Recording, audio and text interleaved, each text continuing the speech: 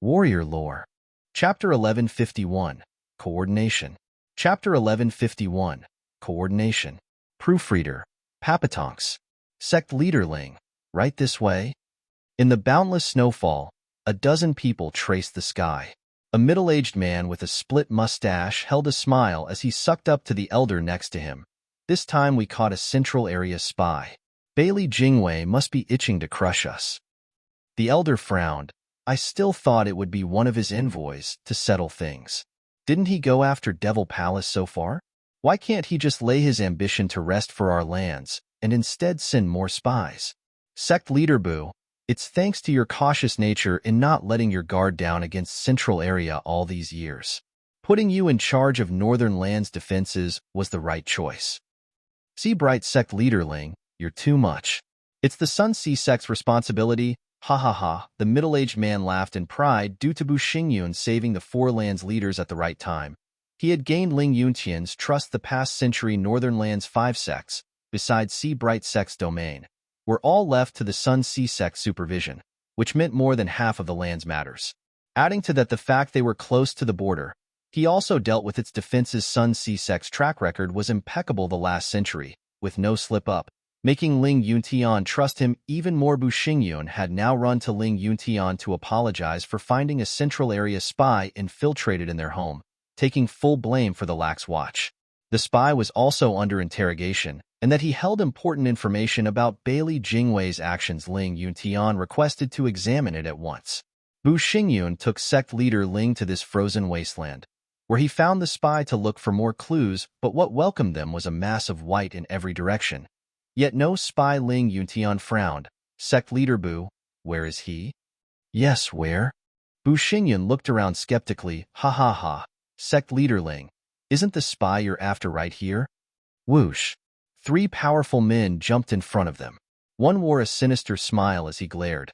Another held a wine gourd with a red nose, taking a sip now and then, and the last was a cold youth with an empty sleeve, drifting in the winds. Bailey Yuyun, what are you doing here? Ling Yuntian gasped. Why hasn't there been any word that a Sword King crossed the Northern Lands border? Bam!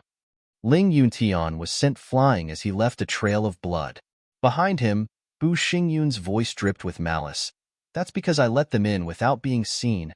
Ha ha ha. You? Unable to believe the betrayal, Ling Yuntian gnashed his teeth. Choking on words, Bu Xingyun cackled. Ling Yuntian, I never liked you since a century ago. Why must the Sea Bright sect be the leader of the 5 sects? Why should we listen to you? I'm a sect leader just as well, so why should we scrape like dogs, catering to your whims? Humph, weren't you so eager to know the spy among the 4 lands? Well, you guessed it, me. You? Precisely. A shame you old coot thought yourself so clever, letting me handle the search. I just had to find a scapegoat, and that's that. How can a dotard be worthy of leading Northern Lands? Ha ha ha. Bu Xingyun mocked. Ling Yuntian was outraged. Why save us all those years ago? You sure are delusional. You think I wanted to? Bu Xingyun scoffed. If it weren't to save the Sword Star Empire's backbone, the Patriarch, to give the order and stop the assault, I wouldn't even have tried looking for you. Here's the cold, hard truth. There was no other way. Prime Minister Bailey needed you alive to hold talks. Ling Yuntian's face twitched, his heart a mess. It was all Bailey Jingwei. But the old men were too blind to see the truth, even treating this vile beast as their savior. Handing Northern Lands safety to him, Ling Yuntian's heart was torn in regret. Did Bali Jingwei also plan for Bali Yuyu to destroy your sect? Just so you could slip into the Sea Bright sect? Well? Bu Xingyun's face shook, blushing from being put on the spot. Bailey Yin laughed. Ha ha ha. Sect Leader Ling, you're wrong there. Only recently we acted and learned of Sect Leader Bu, with Prime Minister Bailey the only one aware of his identity all this time. That was a total misunderstanding. The Sun Sea sect taunting Yuyu and ended up being put in their place. Even though the Sun Sea sect was fine, Sect Leader Bu entering the Sea Bright sect is only logical. What's the use of such a huge sacrifice? His mission then was to break your barrier, but Zhuofan made a mess of things. Ling Yuntian understood while Bu Xingyun was ashamed, feeling overwhelmed each time he recalled that rotten luck of the past. So he switched topics. Not wanting to face it, Sword Kings, Ling Yuntian is caught now. Should we begin the Prime Minister's plan? Right, Prime Minister aims for speed, a swift victory. Bailey Yiyun nodded. With Ling Yuntian hostage, the Seabright sect is headless. We will straight up raid Seabright sect and finish it. When it falls in our hands, the other sects are nothing by themselves. Don't forget the guardian experts in the Seabright sect, the Snow Peak Four Elders, and Ouyang Chongqing as well. We know, that's why there's 3 Sword Kings handling this operation. Bailey Yiyun glanced at the one-armed youth. Jingtian, you beat Ouyang Chongqing in the last war. You might have lost an arm, but he shouldn't pose a problem. I and Winesword Immortal will handle the elders. We'll help you once we finish them off. Bailey Jingtian shook his head. No need. I can handle it. That settles it. Sect Leader Bu, get your men ready to welcome our army. Work with them to take down Northern Lands. Then you'll be its king. Right. Bu Xingyun's eyes shone as he cupped his hand, fooling Seabright sect disciples into opening the barrier. The Sword Kings brought their central area's elites inside and started killing. The howls and cries rang across the sky as everyone ran for their lives. The Sword Kings searched and searched, yet there was no sign of Ouyang Chongqing nor the 4 elders. They were just gone in the Eastern Lands Shangguan clan. Savages stormed it, led by a woman and Sword King Feiyun by her side. Seeing the ghost town, Shangguan Feiyun demanded, Manyang, where is everyone? Why is it empty? I'd also like to know. The woman gnashed her teeth. My son's killers have slipped away. Did you get too eager and tip their scouts off on your coming here? Shangguan Yulin rolled his eyes, then glared.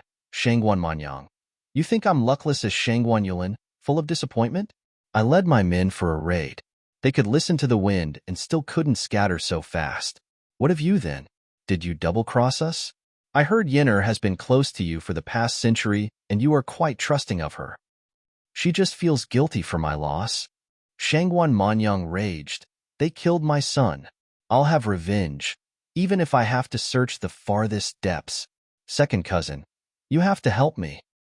Annoyed, Shangguan Feiyun waved her off with scorn. Don't let what you see blind you. This is a national matter.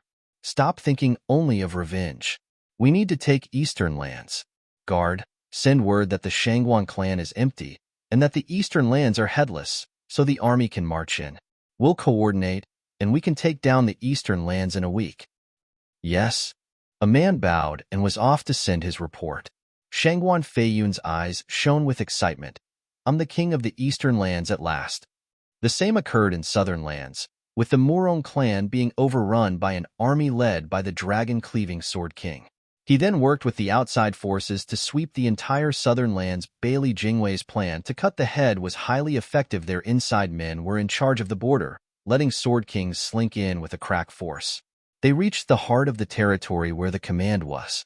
By taking them out, the rest were stragglers powerless to resist, and since it was only to handle one group, the attack force could be kept minimal, helping at hiding its movements. By coordinating with the outside forces, they spread out from the inside, taking down all resistances. This made the border defense pointless as 3 lands fell practically overnight. The Western Lands were alone. Chapter 1152, Devil Palace's Actions. Chapter 1152, Devil Palace's Actions. Proofreader, Papatonks. Whoosh. 1 white and 1 black figure landed in a valley, the exalted double dragons looking at the distant wooden house. Exalted Hei Ran looked bleak. A report said Luo Alliance's young miss made contact with Bailey Jingwei here. The source is good, so it must be true? Exalted by Mei nodded. We've taken harsh actions, but it's still a shame that the Luo Alliance would take such a path. For Luo Yunhai, they'd even side with Bailey Jingwei and betray the Western Lands. Regardless, there's no tolerance for betrayal. Let's see what they have to say when they're caught red-handed. Exalted Hei Ran stared in front. The door to the house opened, with Luo Yunchang peeking her head out and looking around. She made a sign to make a hole for her to slip through, followed by Zhuge Changfeng and the rest. They made sure to close the seal back. Exalted Hei Ran's words dripped with hatred. They must have something to hide for even have a barrier to be in place. Humph, the house is beyond suspicious. The central area's spy must be inside. I agree. Let's go and catch him. Exalted by Mei shot forth with exalted He ran behind Whoosh. The two blocked Luo Yunchang's group as they left. Startling them, this only worked to cement their doubts. Luo Yunchang held a bright smile. Exalted, you gave us a shock appearing out of nowhere, ha ha ha. Of course you'd never think we'd come, since you didn't want your evil plan to come to light. Exalted He ran scorn. Luo Yunchang's eyes rolled around in confusion. Why does Sir Exalted mean? I don't understand. Then let me make it perfectly clear. Exalted by Mei spoke sternly. Your brother is in the hands of the enemy, so you wanted to make a deal with them and sell out Western lands for Luo Yunhai's life. Am I right so far? This house must have Central Area's spy. Luo Yunchang's mouth shook, but then she snapped, raving like a banshee from hell. Yeah, I want Yunhai back alive no matter the price, even your precious Western lands. Can you blame me? My brother had toiled hard for Western lands, loyal and honorable. Now that a crime was pinned on him, you didn't do crap, letting the enemy take him. Now you show up accusing me of selling out Western lands? You sold out my brother first. Luo Yunchang, you're narrow-minded. The Central Area framed Luo Yunhai, not us. For the good of Western lands, he honorably gave his life. And what do? You disgrace his noble sacrifice. Would he be happy to be rescued like this? You have no brother, so how can you tell he won't be glad to be back? And another thing, his honor and decency don't mean he has to kill himself for some fools like yourselves. Stop trying to tie him down with honor and righteousness. The Luo clan's noble and righteous character is within our heart and not medals on our chests. When honor becomes our clan's shackle, our unjust crime, that will be the day we will switch tactics, laying waste to everything in sight. I won't give a rat's ass about the Western lands people. Anything to get my brother back. You can survive, but we can't? Luo Yunchang laid out all the pain and sorrow in her heart. Exalted by Mei held up his hand in fury. I'm not here to waste words on some petty woman. I have come to catch the Central Area spy, and you all will be coming to Double Dragon Manor, as well to show all of Western lands the truth. Exalted by Mei went to the door and shouted, Listen up, whoever you are, come out at once, or I'll make you come out, in pain. Oh, Western lands exalted are so feisty. Anyone can take the throne with no real contender, I see. You two have to work together to fight a sword king, but are worth nothing in the Central Area. While in Western lands, you strut like kings. Western lands is a lost cause, ha ha ha. Ding. The sounds of zither were heard as a harsh words came out. The Exalted's heart sank. Turning grave, who are you? The zither became louder and the wooden house exploded. With sword energy shooting at the two worked as one against such onslaught, putting all their power in front to resist. But more swords remained, slicing forward and straight into the heavens, making them rumble. 7 notes obscure sword. The two cried out, Zither Sword King. Lu Mubai? The music became mellow as Lu Mubai smiled, playing the zither. But his smile held disdain. You flatter me. What happened to your earlier demands? Didn't you ask me to come out, or I'll know pain? Haha, well here I am. How will you make me suffer, I wonder? The two shook in silence. The spy they were after turned out to be a damn sword king. Fighting together would only end up in a draw. Unable to take him down, Luo Yunchang. You have some nerve to bring a sword king into the Western lands. Do you not realize the risk? Exalted by Mei glared. What have you done? Luo Yunchang's rose an eyebrow. Sneering Zither Sword King smiled. As Sword King, all acts have heavy implications. I have came here not to squabble, but for you too. Be nice and die. Ha ha ha. Just you? The two scoffed as they showed all they had and more. Zither Sword King said, Oh, not just me. With the Luo clan's help as well. Since I came in, others followed. Ha ha ha. To be frank, I brought 1,000,000 hardened soldiers deep into your home to raid Double Dragon Manor. Once it falls, the Western lands are headless, easy pickings for the 10 million army outside as we coordinate to take down Western lands. This is Prime Minister Bailey's plan to immobilize the head. How long do you think it will take? A week? Maybe less? What? Exalted Double Dragons cried out in shock, having the time to curse Luo Yunchang. You dumb broad. You doomed us all. The Exalted ran for the Double Dragon Manor, hoping to preserve Double Dragon Manor's strength before the plan succeeded and assemble the western lands to defend Zither Sword King watched them go, just as a raging golden fires blocked their path. Another Sword King? The two's hearts sank, finding before them someone familiar. You? Ultimate Clarity Sex Yi Lin, at your service. His eyes shone with golden flickers as Yi Lin exploded with terrible power of Zither Sword King's level.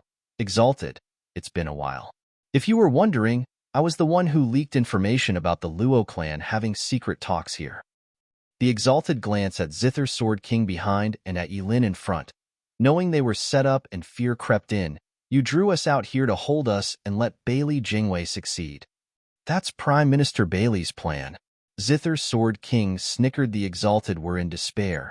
Turning to Yi Lin in confusion, you've been gone for 100 years. How did you end up helping Sword Star Empire again? Exalted, I've never done that. Why stop us then? It's the will of Devil Palace Lord. Yi Lin grinned. I'll come clean. I am one of Devil Palace's 3 emissaries, the Sun Devil Emissary. And this is Devil Palace's action, independent of Bailey Jingwei. The Exalted shuddered, their eyes dazed with doubts. Blast it, Bailey Jingwei wasn't enough. Now we have Devil Palace stepping in. The largest underground force and the largest known force act at once. And for what exactly? Chapter 1153, Capital in Turmoil. Chapter 1153, Capital in Turmoil. Proofreader, Papatonks. Who? It was a pitch-black night, with not even the stars and bright moon out to shed some light in this abyss. The only signs were the faint candles on both sides of a valley. In neat rows. This was a perfect night for murder. For violence, a man wearing a black robe with stars on his back shivered under it. Betraying his mood, there was a huge crowd in front, all wearing black robes. They hung their heads in silence like eerie ghosts, with only the wind whistling and the candlelights flickering. A cup appeared in the man's hands as he raised it above in respect. Darkness comes and the sword star wanes. The devils rise under the palace lord's lead. Devil Palace will replace the Empire, establishing a new world order. Roar! The crowd raised their right and roared 3 times. Silence soon returning. The Sword Star Empire's armies are split in 4. Their core is defenseless, the best chance for us to seize the imperial capital. The man turned grave. Cut the head and the rest will follow. With imperial capital ours, the Empire will be in chaos, paving the way for our rise. The world will be ours. The plan's unchanged. Attack when needed and block when explained. I offer this cup to the heavens. May our effort bear fruit. He drank the cup and smashed it to pieces. The group had their own cups ready. They're toasting a rumble for our efforts and the unstoppable devils. Bang! All smashed their cups afterward, their eyes shining with battle lust. Devil Palace was coming into the light to usher in a brave new world. Star Devil Emissary, will the Dharma Kings be joining? A thin man in front raised his hand. The Star Devil Emissary glanced at him coldly. Since when did Devil Palace have to answer to you? Shrinking, the man was silenced, with only his eyes shifting around. Disobedient fool. Star Devil Emissary said, worry not, people. We have complete confidence in success. From our intelligence, Bailey Jingwei had sent some Sword Kings in the lead of an army, each to take the heart of every other land, while the rest would provide support from the borders. There's no one guarding the central area. With our strength, taking imperial capital will be a piece of cake. There's no use of doubt, not when the devils are sure to win. Devils will win. Devils will win. The crowd went wild as they roared, their battle spirit aflame. A sharp contrast from the eerie silence before the Star Devil Emissary gestured, move out. With one last howl, the crowd went quiet, moving in the darkness like hunters, precise and quick boom. The tranquil imperial capital suddenly boomed an hour later as their gates were splintered. The black robes formed neat ranks as they stormed the imperial palace. The patrolling guards started and moved to stop the tide. But the black robes didn't have just numbers, but also strength. With 10,000 in the Genesis stage and 1,000 at peak Genesis stage, the guards stood no chance against them, blown away to bloody pieces, their screams echoing in the night. Many vital cities, tactical. Locations and trade centers of the Empire suffered the same fate. The Empire was crippled, blocking any means of even calling for help. By the looks of it, 3 days would be enough to destroy it completely. The higher one went, the harder the fall, cut the head before the rest. Devils, kill all royalty and officials, destroy them so they'll never see the light of day. The Star Devil emissary's robe fluttered in the harsh winds as he stepped on corpses and bloody ground. Going for the Imperial Palace and giving orders, he knew they were all valuable officers of the Empire, and just one of them slipping away would mean bringing reinforcements. Before he got to the Imperial Palace, they had to purge and remove such risks. Slaughter began with a touch of screaming as they went door to door, and leaving no lavish manor unstained with blood. The devils looked possessed with their bloodshot eyes, wanting nothing but death as they exacted judgment even to 5-year-olds. As thugs, they had to act like it and not leave anything to chance or future. No one liked violence, but no one could deny how effective it was. There was no resistance in the face of such brutality. Cries and shrieks came from all over as the imperial capital started to burn. It was hell. Wu Randong looked up with a smile, but then it slipped away. How nice it would be if it's like this, but it's merely for my own amusement. Boom! A sudden surge of mighty power engulfed the skies, followed by blinding lightning webbing the clouds. SSS. All of imperial capital gasped in shock. Sword King. Rustle. Then the rain of blades came, striking down at the Devil Palace disciples, pulverizing most of them, while leaving others to howl from the missing limb. Devil Palace, you're here at last. A cold voice came from above as a pair of cold eyes stared down on them and sent fear into their core. Frigid rain. Sword King. Bali Yuyu. Emissary, they have a Sword King. Will the Dharma Kings come? All pleaded with Wu Randong for help. Wu Randong was stunned as well, then gnashed his teeth and barked, retreat. Leaving already? Think again. Ha ha ha. The sinister cackle came as they turned tail, only to find the gate sealed with elite soldiers, led by Bailey Jingwei himself. Bailey Jingwei smiled. One of Devil Palace's 3 emissaries? Ha ha ha. Sorry, but the same move won't work on me. You made a mess of things last time while I was away.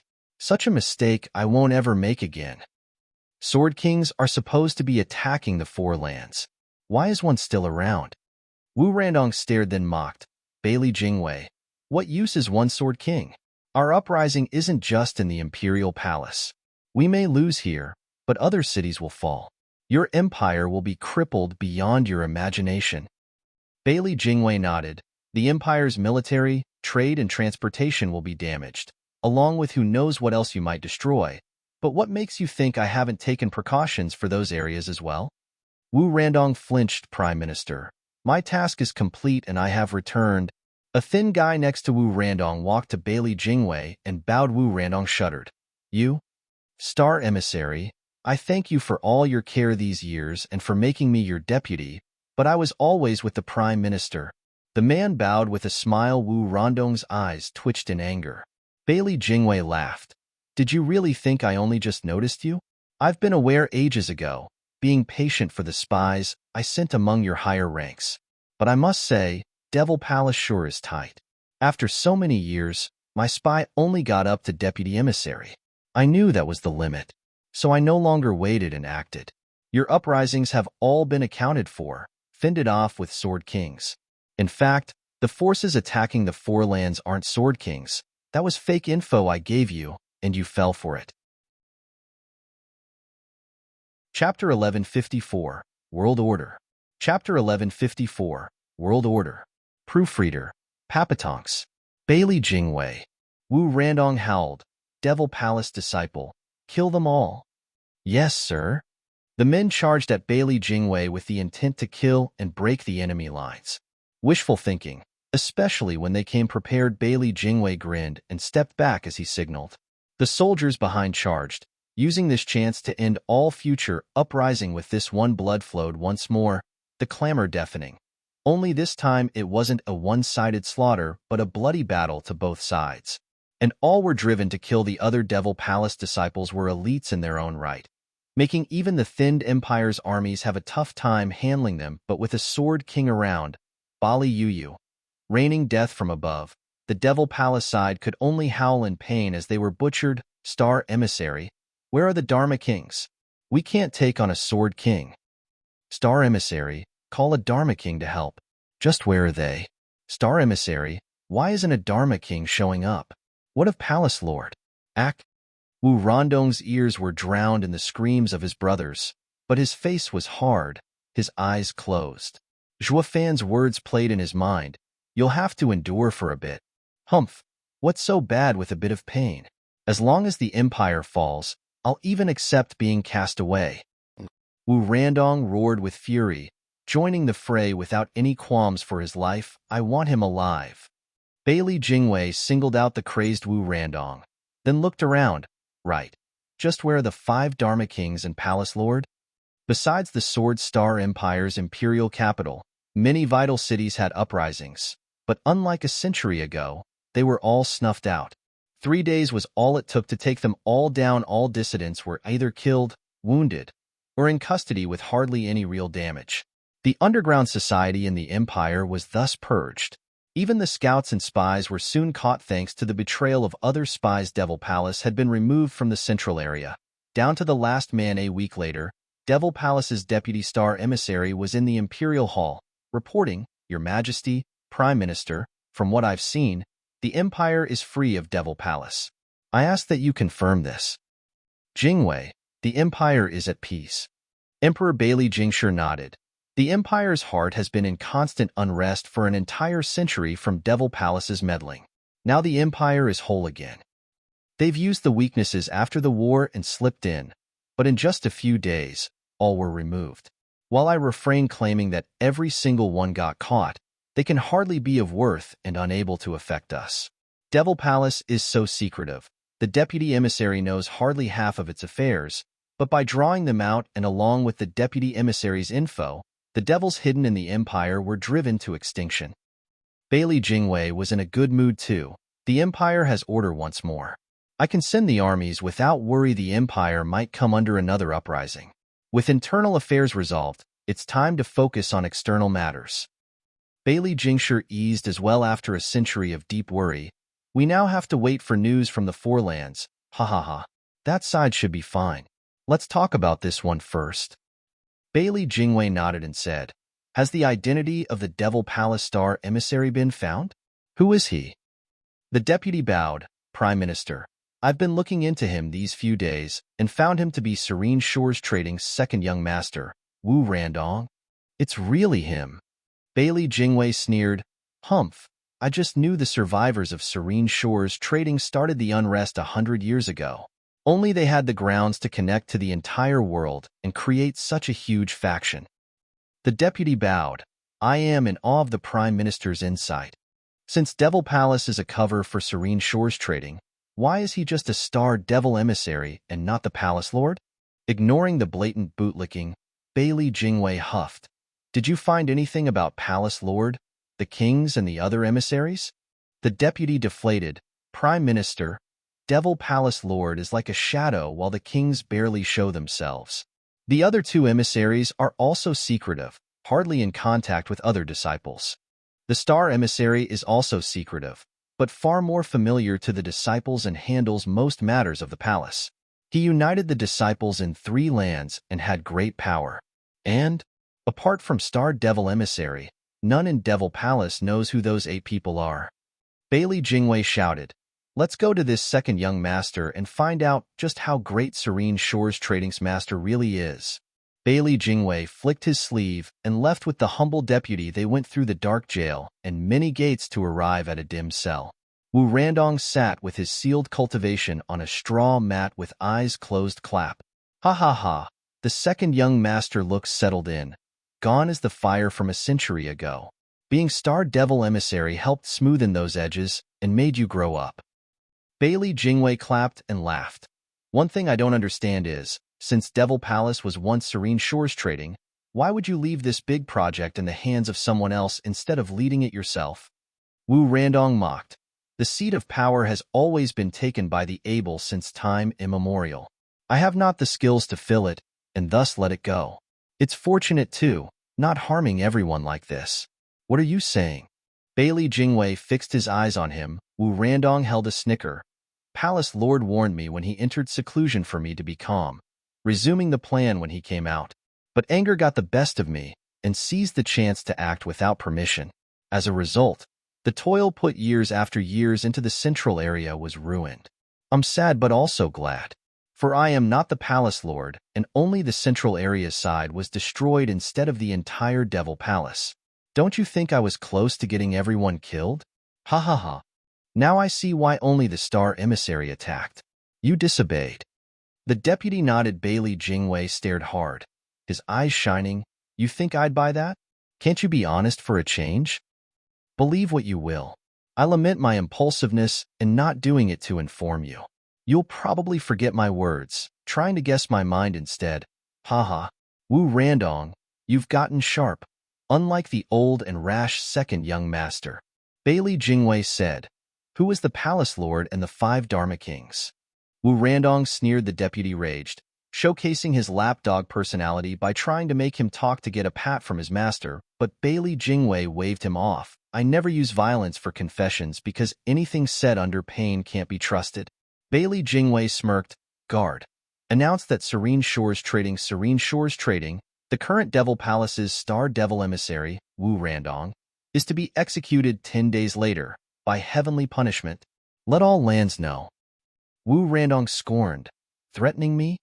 No, only telling your Palace Lord to come out. He is shrewd and decisive. He won't fall for such an obvious trap. Wu Randong chuckled. Bailey Jingwei snickered as well. I know, anyone could see the trap from a mile away, but some traps can't be avoided.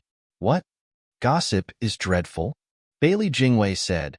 Devil Palace is built on Serene Shores Trading, which means there are many elders from it. By giving everything to him, if he doesn't help you in time of need, could he still stay a Palace Lord? He has no choice but to come. My people are sensible men. Just how I witnessed my family being killed, the elders won't stir. Wu Randong's eyes grew red, recalling the tragedy. They know what's to be done. To you, maybe, but to an outsider like Palace Lord? Humph. Bailey Jingwei huffed. In any case, I don't need to know who he really is. In 10 days, I'll have him reveal himself instead. Ha ha ha. Chapter 1155, Bestowal. Chapter 1155, Bestowal. Proofreader, Papatonks. Wu Randong's eyes shook and clenched his fists. He was trying to hold it in, but the bloodshot eyes betrayed his anger. Bailey Jingwei gave a winning smirk. A guard rushed in and bowed with 4 jade slips in his hands. Prime Minister, reports from the lands came in of the completed operations. There are only stragglers fleeing. The Sword Kings are sending the soldiers to deal with. Overall, the 4 lands are seized. Truly? Bailey Jingwei lit up and snatched the jade slips. He read them and exploded. Ha ha ha, a new world order. My nation rules all the lands at long last. Next remains handling the 2 dissidents. With them out of the way, humph. Bailey Jingwei smirked and shouted. Have all officials assemble in the imperial capital. His Majesty will bestow rewards and titles to celebrate this momentous occasion. Ha ha ha. Yes. The guard looked pleased as well as he ran to carry out the order. The deputy emissary glanced at Wu Randong with mockery, then slammed the cell door shut. Their steps echoed in the distance, leaving Wu Randong in solitude. Wu Randong grinned. Palace Lord's cunning is flawless. He had me practice emotion and facial expression control. It took all I had not to laugh in Bailey Jingwei's face. Ha ha ha. Wu Randong let out a carefree laughter, sharp like a crow's that sent a chill down one's spine. 3 days later, Zither Sword King sat in Double Dragon Manor's heaven-reaching pavilion as he played a soothing tune matching the scenery. A ruckus sounded out of nowhere, disturbing the peace. Zither Sword King's hand halted, and he sighed, uncultured Philistine. Zither Sword King shook his head, finding Li Jingtian bringing her thuggish venerable along with a bow. The Luo clan has blockaded western lands and is hunting down the stragglers. How might we be of help, Zither Sword King, having called us? Zither Sword King gave them a look, like a service clan. You're not a good fit with me. Music is wasted on you. They shared puzzled looks. How's the hunt going then? Even if some escape, they can never be allowed to leave western lands. The Luo clan has lived the military way and is more than efficient in this. Those remnants won't escape us. Zither Sword King can rest assured. Luo Yunchang spoke with pride, and a smile. Zither Sword King eased and took out a jade slip. Prime Minister Bailey sent word, calling all ministers and officials to the imperial capital for bestowal. You've helped make things easier by working with us and have most credit for this achievement. You shall come with me. Bailey Jingwei will release Yunhai? Luo Yunchang was stern, snatching the jade slip and looking at it with hope. Zither Sword King nodded and resumed playing. In Northern Lands Seabright Sect, Bailey Yuyun took the highest people to Sect Leader Hall, coughing, "Ahem, you've done well, everyone. Report." The past few days were spent with the Sun Sea Sect working with the 3 Sword Kings and the Central Area's 10 million soldiers at the borders to clean the Northern Lands. Without the Seabright Sect leading, the other 3 sects were aimless, killed off so easily. But many people are hiding and scared. We couldn't find them. At the moment, we are conducting a wide search to root them out and leave nothing for the Empire to suffer later. Bu Xingyun was the first to stand in front with his head held high and his chest puffed out. Only Ouying Changqing and the 4 elders have yet to be found, posing problems. As Sword King level experts, Bailey Yuyun waved him off. "Ha ha ha, leave it be. What of it anyway? The Northern Lands are ours, so what can they possibly do? They'll end up surrounded like last time." The Invincible sword had been surrounded then and had suffered so, which means they will only have it worse. Ha ha ha, ugh. Bu Xingyun choked, noticing Bailey Yuyun's cold glare. Bailey Yuyun was grave. "Sect Leader Bu, you're the Empire's official now, not of Northern Lands anymore. Patriarch is our god, and you treat him as a joke?" No, never. It's Sir Hu. I only said how to deal with them, not hinting Patriarch. But you, Sword King, I was wrong. Spare me, please." Bu Xingyun wailed in tears. "Blasted all to hell. You started going back memory lane, and now you pin it on me? Were you setting me up?" "Damn right it's a setup." Bailey Yuyun sneered inside, his eyes shining. "Never mind. I'll overlook it the first time. Just make sure to remember that Patriarch is never to be questioned." "Yes, thank you, Sword King, for your mercy." Bu Xingyun spoke at ease. Bailey Yuyun nodded and showed a jade slip. Prime Minister Bailey called everyone back to the imperial capital for their rewards. "Sect Leader Bu, you are the Northern Lands King, and it will soon become official as well." "Ha ha, congratulations." Bu Xingyun was overwhelmed with emotion, but he noticed Bailey Yuyun's smirk and he realized, curses, did he set me up because he eyes my power as Northern Lands King? "Sword King, you jest. It's all due to Sir's help in earning this glory. I will never forget it. I shall listen to Sir's every word even if named king." Sect Leader Bu is so polite. Bailey Yuyun chuckled. A Northern Lands King was like a regional governor, having great sway in the Empire. Being the Northern Lands King, I will rise in status in the Empire, and Bailey Yuyun is using him to get higher too. You may have gotten glory, but I can bury you just as easily. Catching his drift, Bu Xingyun became touched by Bailey Yuyun's care. "Where's that old wine sword immortal?" "I don't know. He hasn't been seen in days." Bu Xingyun answered like a good puppy. A stench of wine wafted in, followed by Wine Sword Immortal himself with a filled jar. His nose looked red like a tomato. I've scoured Seabright Sect's cellar and found at last that Northern Lands does have some good wine. This icy wine is so smooth and cool. I've never tasted anything like it. You should all try it, but just a sip. I barely found 30 of these." "Even with 30 jars, you're still only letting others sip? Humph, you blind stinking drunk." Bailey Yuyun mocked. "Wine Sword Immortal, Prime Minister called us to the Imperial capital for rewards. Be ready." "We're leaving now? There's loads of fine wine in the north that I've yet to sample. You go while I try some more for a couple of days. Make sure you don't miss it. It's too important." Bailey Yuyun glared, waving the others to follow him out. "We're going." "Humph, that's just how the old drunkard is. See ya." Wine Sword Immortal waved them off with a goony smile. Then his smile fell once they were gone. His drunk look was replaced with gravity, shouting, "Guard, assemble the men." The Eastern lands and Southern lands got Bailey Jingwei's message as well. Shangguan Feiyun grew eager at the thought of a ceremony and rushed to the imperial capital. Danqing Shun was respectfully sending off the officials sent to Southern lands, while he did the same as Wine Sword Immortal, assembling the men for some baffling reason, but with it taking time. They were bound to reach the imperial capital 3 days later in a blizzard. A man was sitting upright on the ice, a black sword hovering in front casting an eerie glint in the sun. Chapter 1156, 7 Layers Growth. Chapter 1156, 7 Layers Growth. Proofreader, Papatonks. The space warped around Zhuofan as his aura grew violent. The sky was rumbling and a fierce wind picked up.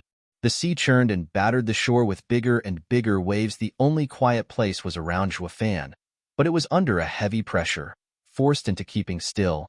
Like an active volcano ready to explode, Zhuofan shook just then and howled at the sky. The skies shook and black energy flowed into the heavens, swallowing everything until there was nothing but darkness. The sun was covered as well, turning day into night. This was Zhuofan's Genesis stage effect of using world power, demonic sky. This was just the start, for Zhuofan shook again and dragons roared in veneration. The black sky had then formed countless black dragons, roaming through the darkness. Their whipping tails shuddered the world around them. They looked like heavenly punishment sent from up above to lay waste to all creation. This was the effect of Zhuofan's twin souls in the Genesis stage, draconic sky. The strongest beast soul, heaven dragon soul, turned the demonic sky into its own lair. As the king of beasts, it would tear apart anything that barged into its domain with all the black dragons. It was beyond even demonic skies. Sword dragon Danqing Shun's dragon-cleaving power was more like a strengthened spiritual weapon. One couldn't take it, but dodging was more than possible. Zhuofan's demonic dragon nest, however, was a meat grinder.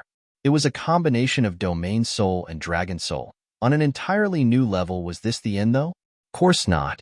Danqing Shun's power came from the sword and dragon, while Zhuofan's came from a domain and dragon. But since he also had a sword within, ding! Ringing sounded as the demonic sword felt as Zhuofan's power grew exponentially and surged with glee.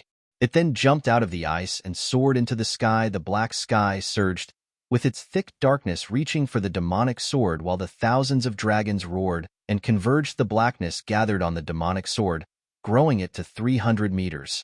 The waves of raw power it oozed sent the North Sea rippling stronger and stronger. Zhuofan shouted at the skies once more, shooting into the air and grabbing the hilt. Boom! The black clouds around the sword exploded, scattering everywhere and unleashing black sword waves, destroying anything in their path. Even the barrier couldn't take it for long, sporting bigger and bigger cracks as Zhuofan held the demonic sword. He looked like a demon from hell. Darkness ebbed into his surroundings, devouring as it went, while the sword auras destroyed the rest. Once all settled down and the sky turned bright again, Zhuofan put down the demonic sword and found no trace of ice where he could sit. His flashy display had it all melted, and this was ice heaven sealing Cao made with his sealing power. The same ice the invincible sword couldn't even scratch. Yet it was no match for the black sword waves Zhuofan had, beyond any shadow of a doubt, surpassed the invincible sword, the past 100 years one at least. Brat, are you mental? Plop.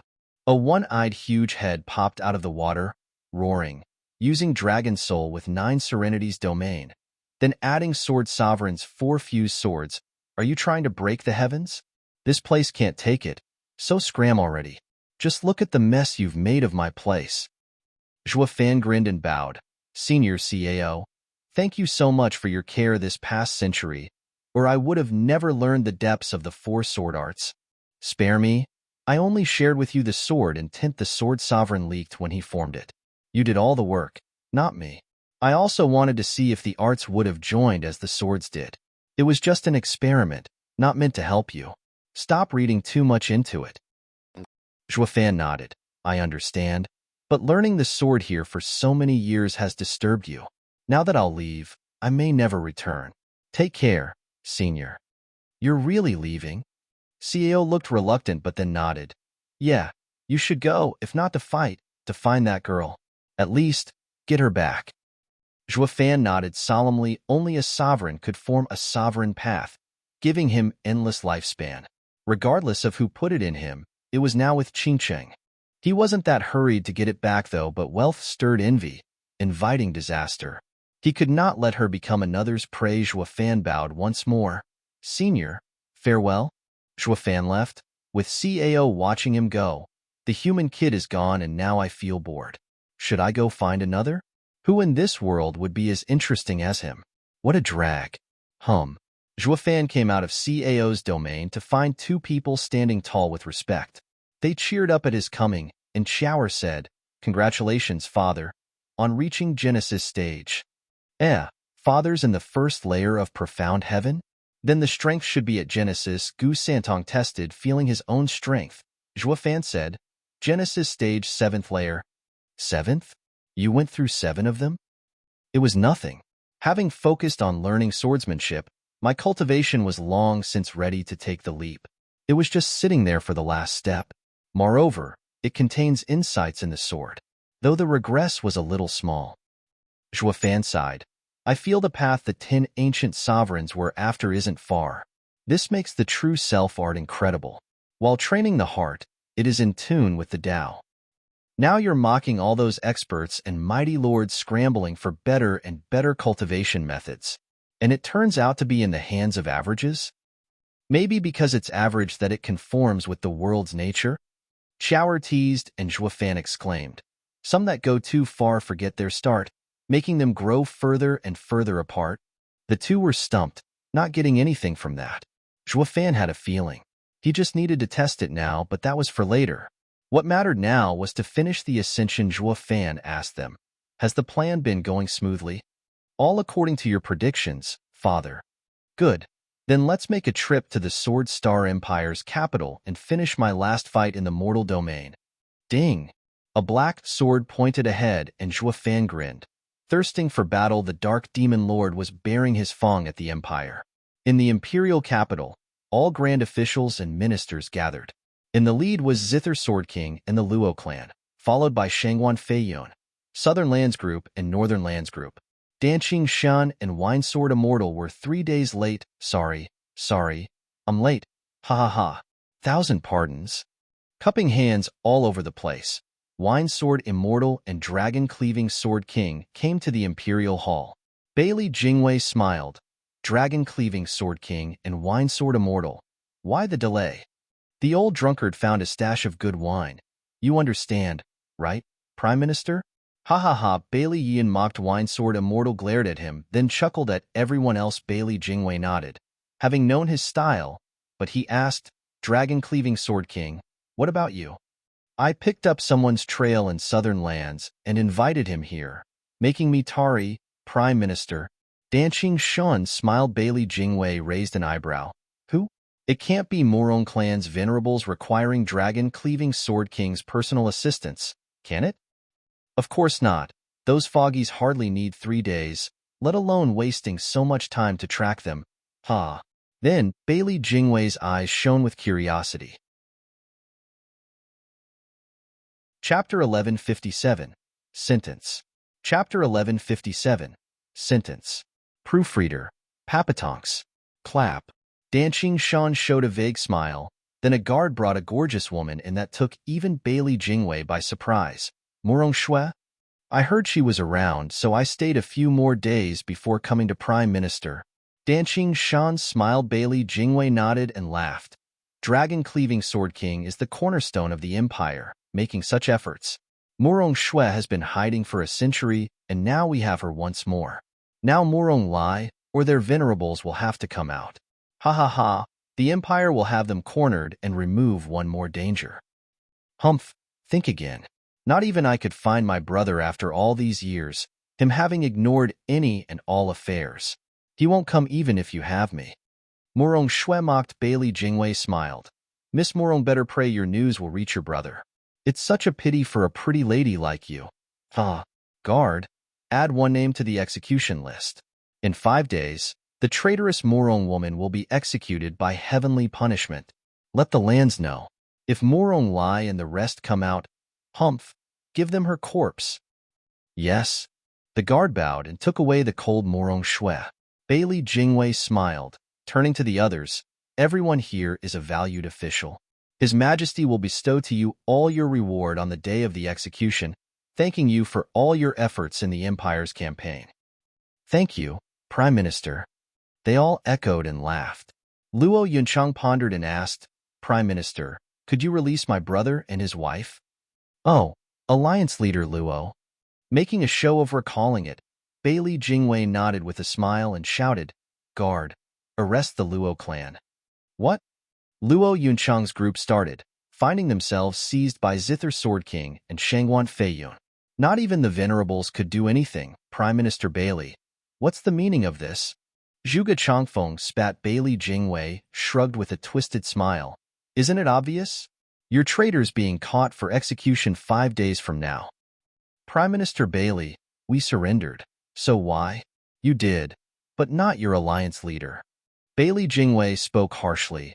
I should reward you for having helped with Western lands by releasing alliance leader Luo. But with your leader against me, what then am I supposed to do if he starts messing things up? So I can't let him go. You could complain that I broke my word and start fighting me as well. That's too much of a pain. So might as well get rid of you all. Without the Luo alliance, none of that will happen, right? Ha ha ha.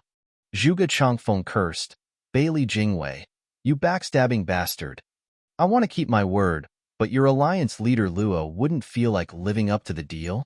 Bailey Jingwei shrugged, sneering at the three minds. Besides, back in that house, I told you three that I'll talk if you guessed my intent.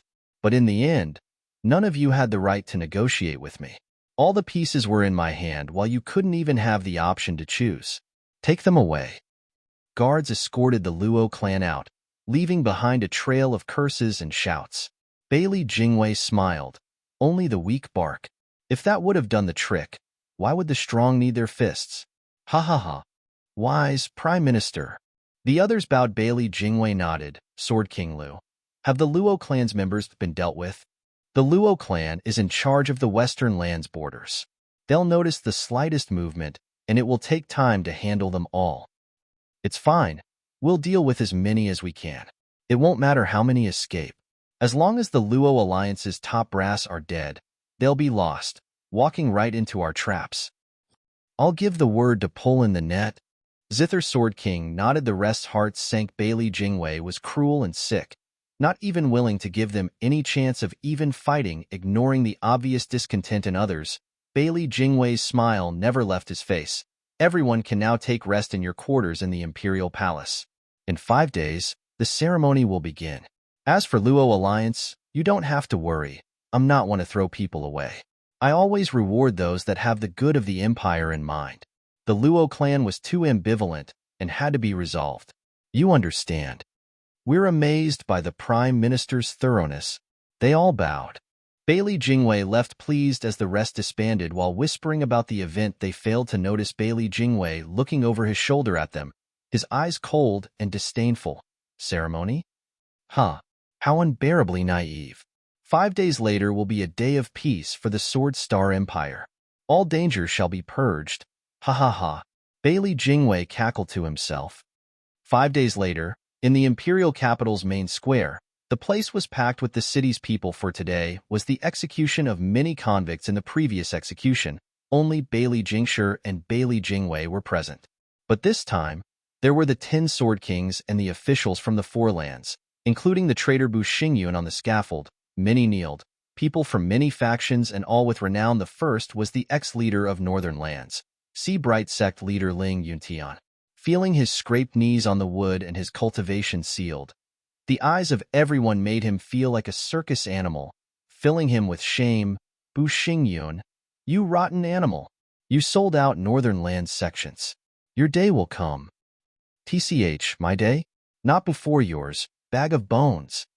Bu Xingyun mocked, looking mighty smug at the old man. Wu Randong was calm by contrast, neither sad nor happy. But some of the people below pointed at him, knowing who he was, in regret.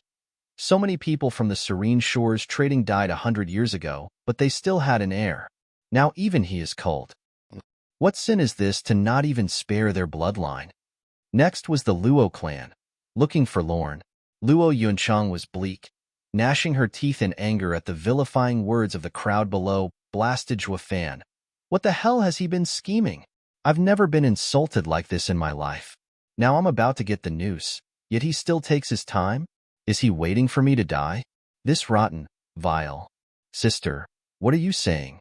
Luo Yunhai muttered, earning her glare before she exclaimed, just die in peace and leave me alone, humph. Luo Yunhai flinched, stumped. Sister, we all are doing the dying here. Couldn't you give us one last good memory? Not like there will be any left. Luo Yunhai sighed, Sister, I know you care for me, but how could you trust Bailey Jingwei? Now we're all sentenced. If only Siphon is safe. Don't worry, the girl's fine. And you really thought I'd trust Bailey Jingwei? I'm trusting, never mind. Luo Yunchang stopped herself. Luo Yunhai was puzzled. Sister, are you that frightened? Luo Yunhai sighed. Yuer, we'll be going to the underworld river together. You must be scared. Never, not with you by my side. Yuer smiled. Luo Yunhai nodded and smiled back, comforted as the sun reached its peak. Bailey Jingwei grinned and shouted, let the execution start. A few array masters made signs and thunder flickered above as they gathered power. Bu Xingyun and Shangguan Feiyun grew excited. For after the heads rolled, they'd get their prize, becoming lords. Only Danqing Shan and a few others eased a breath, looking at the lightning and then far in the distance. Chapter 1158, The Thunderous Darkness Strike. Chapter 1158, The Thunderous Darkness Strike. Proofreader, Papatonks. Rumble. Heavenly punishment, the highest form of execution the Sword Star Empire could employ. When the Empire was formed, a 12th grade array was set up in the square center, holding their patriarch's earth-ranked martial art gleaned from the divine sword. The 12 array masters made signs and thunder rumbled, forming a thunder sword in the sky capable of erasing any and all life. Taking such a strike would destroy one in body, mind, and soul. Because of its brutality, none could stop it, becoming the Empire's highest form of punishment. At each sentence, the Emperor, Prime Minister, and all officials were there in respect for the Patriarch. Patriarch was their god, and their god would strike down the criminals while they would prostrate before him. Heavenly punishment is about to descend. Is there any sign of him? The rumbling lightning grew louder and louder, with lightning snaking through the sky as it converged into a terrifying blade. Murong Shui glanced at the blinding light and sighed. I must have lost my mind. Why did I ever agree to this? I just knew he was no good. The imperial capital's residents gasped and awed, treating it like a light show. It's so rare to see heavenly punishment, with hardly any more heavy criminals that need such attention to deter the rest of the world. The first usage began around 3,000 years ago, when it was used freely. Later it was barely used once a few centuries, until the Empire ruled the lands and shook the world. Then the punishment was so rare that it didn't get brought up as a punishment until 1,000 years later, to the present era, with the most recent being used on serene shores trading 100 years ago. But now it was happening again, making the people thrilled. Such a sight was so rare everyone got fired up, with the first-timers giddy beyond belief. Wu Randong watched the infatuated crowd with a critical eye, scorning them. There were plenty of ways to kill a man. Why do you think the Empire chose this particular way? It's for all of you, making an example of us to scare away the ignorant masses, as in you fools. The Empire's thunderblade is bearing down our necks, but isn't also hovering over yours? And you're thrilled by it? Huh. Closing his eyes, Wu Randong ignored the filth of the world, waiting with calm for a strike. Or rather, the thunderblade to free him. He had done all he could and was ready to go. While he was without regret, his people couldn't be more in pain. Seeing the thunderblade above, they cried, Save us, Palace Lord, 5 Dharma Kings. Save us. We don't want to die. Palace Lord, save us. We always believed in your might as the one supreme being. Darkness consumes the stars, and the Sword Star Empire will fall. Devils are victorious. Darkness strikes, takes the skies, and makes us kings. Devils are victorious. Darkness strikes, takes the skies, and makes us kings. They yelled their lungs out, whether in belief or clinging to their last hope. It started with one, Then more and more Devil Palace disciples shouted, their howls drowning the sky. Their bloodshot eyes, their fervent gazes, and the booming cries spread through the imperial capital. The audience never even heard of Devil Palace, being your average people. But they could feel their hearts thumping at the convicts' howls, turning perplexed. Are they begging for mercy? It doesn't sound like the usual way they do it in the Empire, but praying for some devil. Can this devil save them all from the Empire? That can't be. The people refused to believe it, but seeing their looks and hearing their heartfelt wishes, doubts formed as they themselves muttered those infectious words, devils are victorious, darkness strikes, takes the skies, and makes us kings. Devils are victorious, darkness strikes, takes the skies, and makes us kings. Bailey Jingwei's ears twitched. Watching with cold eyes and indifferent expression, he wanted to draw out their palace lord and kings, to finish everything here and now. Once Devil Palace was gone, everyone would see the might of the Empire, its invincibility. But if he was a no-show, the harder these guys shouted, the heavier the blow to Dark Demon Lord's name would be. What can a strong man do when he can't even rally men? How can he ever compete with an empire? Humph! Ling Yuntian and other captives heard the Devil Palace disciples and their mad shouts, but shook their heads. Are they cultists? Have they lost their minds? With 10 Sword Kings watching, you expect some lord to come here, in enemy territory? The Invincible Shoud've before was the best example of human wave tactics. What fool would risk his life for you all? Wake the hell up. Luo Yunhai shook her head. They're so naive to think the leadership would care for the little guy. The Dark Demon Lord would never come. Quiet, Yunhai. Even if it's not for them, it'll be for us. Luo Yunhai started, turning a piercing stare at his sister, asking in confusion, Sister, what makes you so sure? You know this Dark Demon Lord? You know him too. He's... Rumble. The thunderclap drowned her voice as the thunder blade 300-meter long was done and fell on their necks. Bailey Yutian's power wasn't something anyone could take, even if that was a couple thousand years ago. Everyone would be dead. Boom. The dreadful power rushed down on its victims, crushing their hearts, and still no savior in sight. The best chance was before the thunderblade struck. Now it was too late. Feeling abandoned, Devil Palace disciples' blind shouts turned weak and soon into sobbing. Palace Lord, that dead man doesn't care at all about me? Luo Yunchang saw the blade coming down and cursed. Luo Yunhai was calm. Then he faced his wife with a smile. Let's go together. Let's, husband. Yuera smiled back. The two closed their eyes, welcoming release. Bailey Jingwei smiled in pride. Dark Demon Lord is nothing. Ha ha ha. Everything will end, with no chance of turning it around.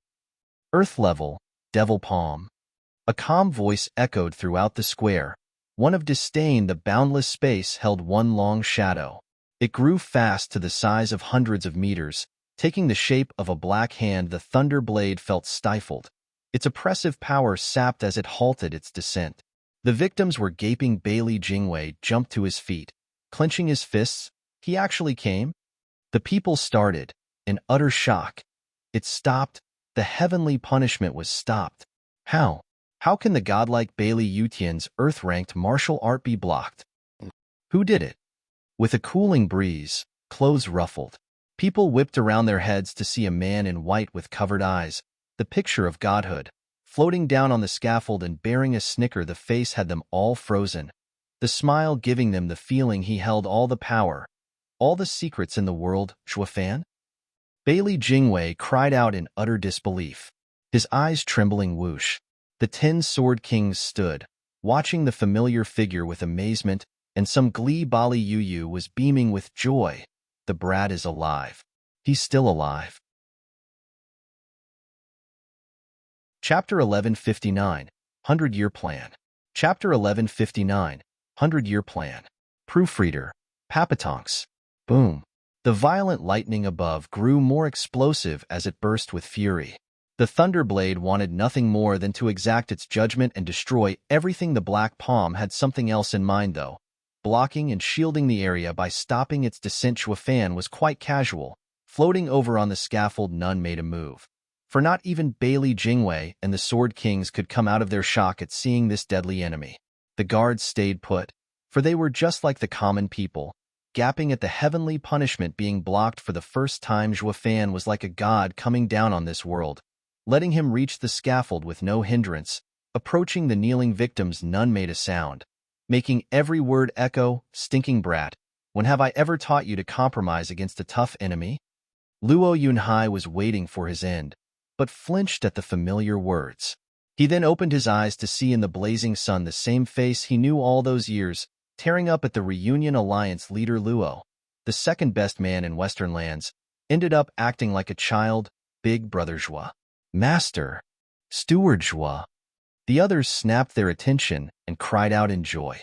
The pillar of the Luo clan had been gone for more than a century, but now he was finally back. The first steward Shoud've. Luo Yunchang's eyes reddened, glaring at him in anger and even more joy as tears fell. The Luo clan's happiness made the other convicts open their eyes with a start. "He's not dead?" Ling Yuntian and many more were staring blankly. Morong Shui eased a breath. "At least he kept his word and came before I ended up in a grave for nothing." Wu Randong opened his eyes and grinned. "Palace Lord, you're here at last." "He's the Dark Demon Lord of Devil Palace?" The Devil Palace disciple started, then looked at the blocked thunder blade above, moved. "Yes, he's our Palace Lord." "Palace Lord, you came to save us." "Greetings, Palace Lord." The rest started shouting and knocking their heads in relief and happiness. Others were stumped. "Shoud've's the Palace Lord, the Dark Demon Lord who controls the world's underground?" As the convicts grew rowdy on the scaffold, the rest blinked in confusion. The Grand Marshal of the Four Lands ended up being the leader of the strongest shadow group 100 years later. The people pointed Shoud've out, whispering about him. Who could this man be to stop the heavenly punishment and earn such adoration from the convicts? All eyes were on him as Shoud've took the stage with a riveting entrance. Everyone forgot this was supposed to be an execution of the Sword Star Empire's criminals. The Thunderblade was still hanging overhead. Bailey Jingwei's face twitched, raising his head to clap. The clamor dimmed just from that. The people turned to him, waking up to the reality that this was the imperial capital's heart. The emperor and prime minister were present and could not be ignored. The convicts quietened, turning grave. Shoud've had come, but saving them was another matter, especially with the 10 Sword Kings around. It was too early to rejoice. Bailey Jingwei smiled. "Sir Zhua, it's truly been too long. I thought you were dead and have mourned you for years. But to think you'd come out again, bringing me such joy. We can now compete again. Ha ha ha. Hold up, we'll go down memory lane later. Let me just deal with this buzzing thing overhead first. It doesn't sit right to have a sword on my neck. It makes me jumpy. Ha ha." Shoud've snickered, raising his right arm and making a fist boom. The black hand clenched as well, and the thunder blade exploded into pretty, harmless lights. The shockwave washed over the square, making the array masters recoil and spit blood, horrified. The imperial capital's residents gasped as it passed, looking at Shoud've in fear. Their god's heavenly punishment was broken just like that. The Sword King's hearts shuddered, turning grave. None of them could do that. His power is on a different level. Shoud've brushed his arms of imaginary dust, smirking at Bailey Jingwei. "Now then, Prime Minister, where were we?" Bailey Jingwei's face fell, but put on a smile. "Ha ha ha. Sir Zhua is mighty in sword and the pen. I just cannot compare. But there are times that not even a great talent such as you can make a difference." "What makes you so sure? Isn't it obvious?" Sir Zhua had been in seclusion these days, and I moved with speed to secure the Four Lands. Bailey Jingwei laughed with pride. "With a new world order in place, no matter how tough you are, you have no assets, without support, and can't do anything to change that. While I can move the entire world into rooting you out, the same tactic you used before. Coming alone into the heart of the empire only got you trapped." Ling Yuntian sighed. They had the Four Lands as support before and could hold off the central area's armies. But with the lands fallen, there's no resistance left. Who can face an entire world by themselves? Bailey Yutian only faced the soldiers of 2 lands and was close to breathing his last. Now Shoud've, alone, would. All shook their heads in despair, not optimistic of Shoud've's chances. Only a few Luo clansmen held their calm. Fan had a quirky smile. Prime Minister, you're right about one thing. Alone, I don't have the strength to fight the might of the current empire without men or support. Only, what makes you think I'm alone? Wah. Bailey Jingwei's heart sank, then became frantic. I've removed Devil Palace from the central area, and you think your forces in the other lands can stop the central area? Ha ha, is this a bluff? You'd have tried that already if you could instead of waiting until now. I don't believe you suddenly have the strength to fight the Empire when 100 years couldn't help and your men are weakened. Fan cocked an eyebrow. Some things you just have to believe. Maybe it's true. What's that supposed to mean?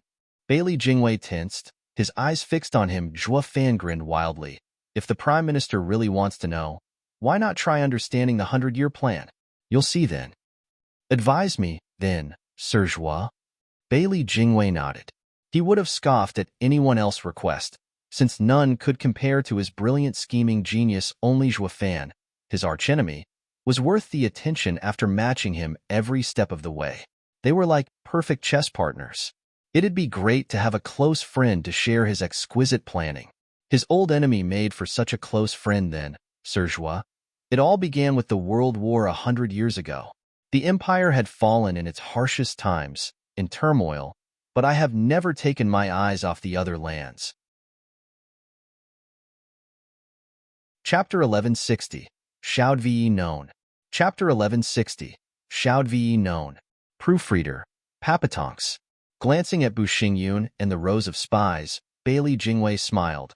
The World War may have been over and the Empire's loss is the smallest, but with Sir Zhua using serene shores trading to fan the flames in our territories, you've pushed us close to collapse. I knew then that it would take 100 years for the Empire to recover from the unrest. For that reason, I made a deal with those foolish leaders for a century-long peace. Oh, I wanted their lands, but I feared their meddling more by bringing more chaos to our empire. The Sword Star Empire people sneered, giving a look of scorn at the said leaders, turned convicts. These morons fell for our delay tactic and were mighty pleased with it. Ha, the idiots. Ling Yuntian was outraged. Bailey Jingwei is vile and shrewd.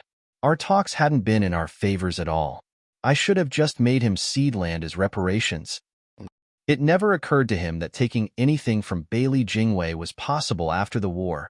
I noticed the shifting sands beneath the surface in the Empire, making another large military campaign like last time impossible.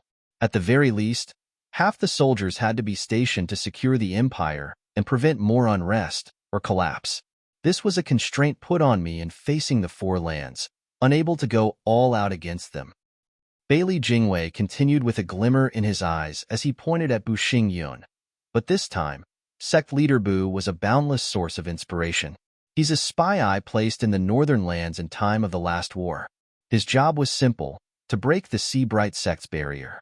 But it ended up with him saving the leaders of the four lands. Seabright sect Ling thought so highly of him that he was entrusted with important duties. His power only grew from then on, leaving the northern land's defenses in his care. It got me thinking, if the enemy's defense is controlled by one of my men, it couldn't be easier. War would become pointless, and it saved loads of time too. All it lacked was a suitable plan to take the enemy lair. Ling Yuntian gasped in shame. It was all due to indulging Bu Xingyun that Bailey Jingwei had an easy time breaching their defenses and taking his home, ignoring sect leader Ling's guilt. Zhua Fan held a constant smile. So Prime Minister turned to finding particular spies, yes? Correct. Having spies in the leadership of every land would prove crucial to further my plans. Bailey Jingwei's eyes shone, pointing at the said spies. The war just ended and the lands were in urgent need of making up for their losses, making it the best chance to climb the ranks. I thus chose potential candidates for me to use, starting with Eastern lands. I chose Shangguan Yuheng, because she was the mother of Shangguan Yulin, the best disciple in the Eastern lands. Shangguan Yulin's position made me understand her status, but then Shangguan Yulin turned traitor and died. His mother grew petty and hateful. This only helped more. The higher she went, the more she loathed the Shangguan clan. Could you ask for a better candidate? Ha ha ha. Bailey Jingwei laughed, earning a glare from Shangguan Yuheng. Bailey Jingwei shrugged. Don't look at me, those aren't my words, but Sword King Fei Yun's. Though that's reality. To a person consumed by hatred, nothing matters, not even their clan. They'd want it destroyed just the same. But how could she climb the ranks harboring revenge? I then changed her name to Manyang, to show remorse, for Imo alludes to a mother atoning for her son. And thanks to Shangguan Feixiong going into seclusion, the huge clan only had a little girl leading it. Women, ruthless and soft. Feixiong's daughter actually accepted the apology and considered Manyang a close friend. Maybe even closer. She was all alone in the clan, and then she found the auntie's shoulder to lean on, becoming practically kin. It's a gift from heaven, if I do say so myself. Shangguan Manyang used her power alongside the young miss to gain control over the borders and complete the task I had for her. Zhuo Fan nodded with a thumbs up. Marvelous. Why thank you, Steward Zhuo. Bailey Jingwei shrugged then. As for southern lands, Murong clan had few people, left with only foggies enjoying retirement. This made it even easier to get a spy. And now we came to the real issue, western lands. The Luo clan made the best candidate on paper, pulling it in with some promises, but it's too damn stubborn, unbudging in some areas, and it slipped out of my grasp. I didn't want to deal with them and had no choice but to resort to a little trick to pry them apart and surrender to me. Don't forget my Devil Palace. Zhuo Fan reminded him. Bailey Jingwei nodded. Right? The Devil Palace Steward Zhuo established was a plague to my heart. All because it was rooted deep in the central area. It always made every move of mine tiresome and slow. I had to use the plan of dealing with the four lands to fake an empty central area and draw you out. Clap. Zhuo Fan praised. Prime Minister Bailey sure is thorough, flawless perhaps. You've done marvelously this past century. Steward Zhuo, please, this is what I've done these years. Now it's your turn. How would Steward Zhuo settle this situation? Bailey Jingwei smiled. Zhuo Fan waved him off. Prime Minister, come on. I'm calling you flawless, and you're saying I'll handle it? Steward Zhuo, there's no need for modesty. As the best minister, I always wanted to compete with the best steward once more. Don't disappoint. Bailey Jingwei's eyes shone. His smile sinister. Zhuo Fan smirked and nodded. If you insist, I'll just have to make a fool of myself. Like I said, Prime Minister Bailey had done marvelously, taking the lands and solidifying the empire, attacking and retreating at the right moments. Though what if I saw a crack in the Prime Minister's plan, tearing it to reveal a crippling weakness? Ha ha ha. What? Bailey Jingwei's heart jumped, his smile gone as he cupped his hands. Enlighten me. Zhuo Fan droned on. The crux of Prime Minister Bailey's plan are spies. But what if these spies were already picked? Bailey Jingwei shook, his eyes landing on Bu Xingyun and the others.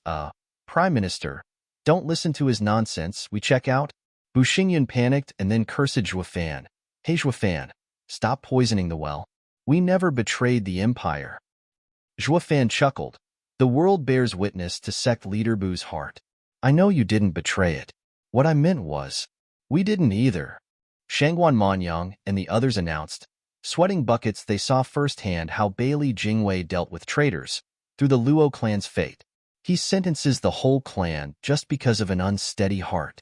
Bailey Jingwei needed to have but an inkling of doubt, and they were deader than dead, so they declared their stance from the start. Zhuo Fan chuckled. Not you either. I meant Prime Minister Bailey. Me? How?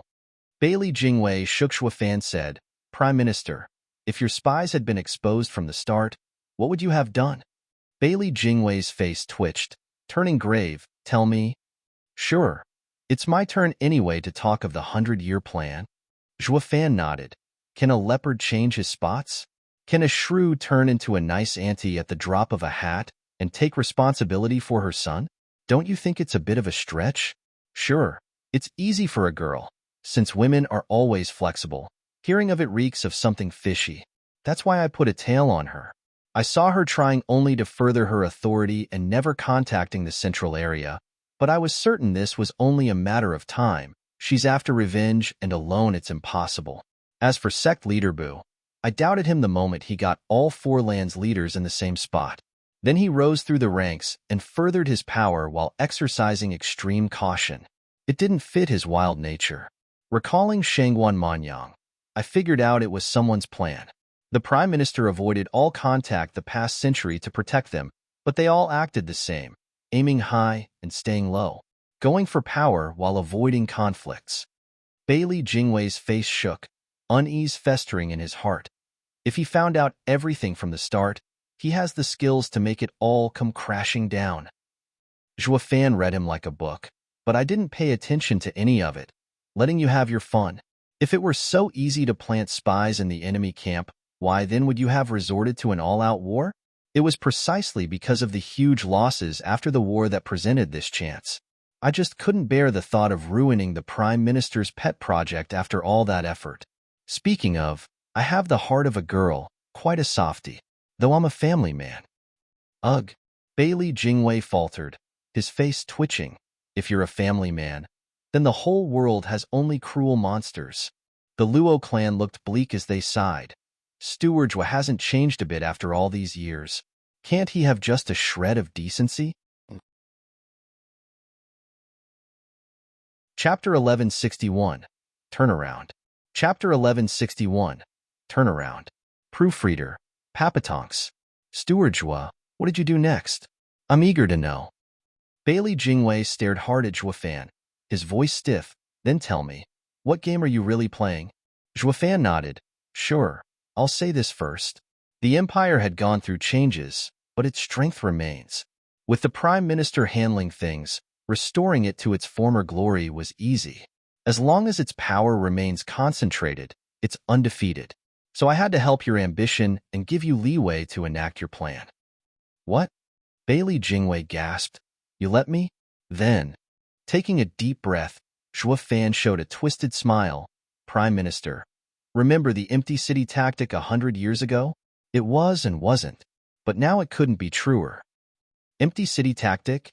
Bailey Jingwei started, turning to the Sword Kings who attacked the four lands. Shangguan Feiyun was first to say, we assaulted Shangguan clan, but there was no one in sight and we had no trouble seizing eastern lands, though there were more fugitives. Our assault was real, killing throughout the Seabright sect, but the Snow Peak Four Elders and Ouyang Chongqing were gone. Those cowards fled somewhere, and we couldn't pick their trail. Bailey Yiyun said. Danqing Shan paused and nodded. Morong Klang was deserted, then we found out about Morong Shui. Why didn't any of you say anything? We thought it was normal. That Bailey Yiyun showed a bright smile and shrugged. They must have found themselves weak and at the news of our coming they fled. It's obvious. Yes, logical. Zhuo Fan smiled. What makes even more sense is when you received news of Bestowal for your efforts. And you couldn't smear your record with some pesky mistakes, right? Ha ha ha, but these omissions prove to be crucial. Don't you know that grass sprouts from anything, be it fire or floods? Bailey Jingwei heard Zhuo Fan's disdain and grimaced with clenched fists. Bailey Yiyun found it scornful. What's so bad about some homeless fools? TCH. Report. A frantic man shouted, echoing through the imperial capital as he rushed to present a jade slip. Prime Minister, this is very bad. The Western Lands Army breached the borders and is marching into the central area. The defenses were overwhelmed and are in dire need of reinforcements. What? Bailey Jingwei and everyone else wore masks of disbelief. Bailey Jingwei grabbed his collar, turning hysterical. What the hell happened? Didn't the Western Lands capitulate? Why are they attacking the central area? That the man stammered, put on the spot. He was just the messenger. Knowing nothing, another shout came with the same urgency. The Southern Lands Army breached the borders and are heading inland. Prime Minister, please send reinforcements. Dong. Bailey Jingwei's mind blanked out, his eyes staring into space. The Northern Lands revolted and punched through the borders, heading for our lands. Prime Minister, send reinforcements. Another frantic shout came. Zhuo Fan mocked and taunted. Your Prime Minister had his men ready to deal with me. He can't spare one man for you. Tell them they're on their own. Devil Palace Lord is a heavy criminal. Ha ha ha. Zhuo Fan. Bailey Jingwei glared with bloodshot eyes. What the hell did you do? Zhuo Fan shrugged, but then a melody intervened, sounding cheerful and snappy. Even the tone-deaf could hear its meaning. It's not he who did it. He only came up with the plan and went into seclusion. We did everything. Zither Sword King? Bailey Jingwei raged. Why would you sell out the Empire? Lu Mubai said, Prime Minister Bailey, My people died from this same heavenly punishment. 2,000 years ago, I sought shelter in the Empire, and I'm unclear if the invincible sword forgot about it, or merely disregarded me to not mention the execution. I joined the Dark Demon Lord to crush the Empire and avenge my people. That is reason enough. What? Bailey Jingwei gaped incredulously. Even so, how could you have led the Empire's elites to strike back at the Empire? They all are loyal to it. You might get to lead them once, but they'll never go as far as to betray their country.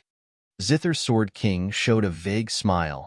The Zither playing, and if they never were central areas? WH-. Bailey Jingwei's mind stopped working. Zhuofan was kind enough to explain. Prime Minister Bailey, I told you, the empty city tactic now was genuine. Did you really think the Empire would seize the lands at the end? We'll see who takes over who soon enough. Bailey Jingwei staggered back in realization. Prime Minister, to be honest, while the Luo clan suffered, I have always been watching from the side, wanting you to make your move on the western lands. This way, the Empire's forces would scatter, while the men you sent into western lands had long since been destroyed by the Luo clan and Zither Sword King. The men posted in western lands are western land soldiers in central area uniform that Zither Sword King helped hide. The border guards thought them as themselves and opened the arrays, followed by their immediate defeat under a sudden assault by western lands forces.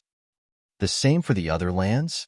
Bailey Jingwei asked, and Zhuofan nodded. You're catching on. It was all a diversion. Thinking your world order came to be, your guard on the four lands loosened and the soldiers at the border were called back, giving the lands the perfect chance to strike. Ignore his foolish words, Prime Minister. The northern lands is ours. Bailey Yuyun intervened. For the way it was said painted every leader that attacked the lands as traitors. Zhuofan smiled. With a red-nosed old man patting his shoulder, Bailey Yuyun, you don't have to explain yourself. That's the hard truth. Wine Sword Immortal. We took northern lands, but after you left, I ordered the army to assemble in a valley, so that Ouyang Chongqing and the others would kill them off. That's why it took me 3 days to come. SSS. You Bailey Yuyun gasped and fumed. The drunkard has always been sloppy, but actually so vicious when he wanted to be. Those were the lives of millions of elite soldiers. Bailey Jingwei turned his stiff head to Danqing Shun. Dragon-cleaving Sword King was delayed for the same reason? Yeah, though I didn't have a good excuse like Wine Sword Immortal to fool you, so the brat gave me Miss Moron to use instead. No matter how suspicious you are, seeing such a prize you'll forget everything. And sure enough, he was right. You fell for it hook, line, and sinker. Danqing Shun nodded. Bailey Jingwei was a blowing volcano now, looking now at Shangguan Feiyun, Sword King Feiyun. You can't also be. Prime Minister, I'm not like these bastards. You know of my hatred for the Shangguan clan. With my land the only one stable, it proves. Report. A guard rushed in with a ready jade slip.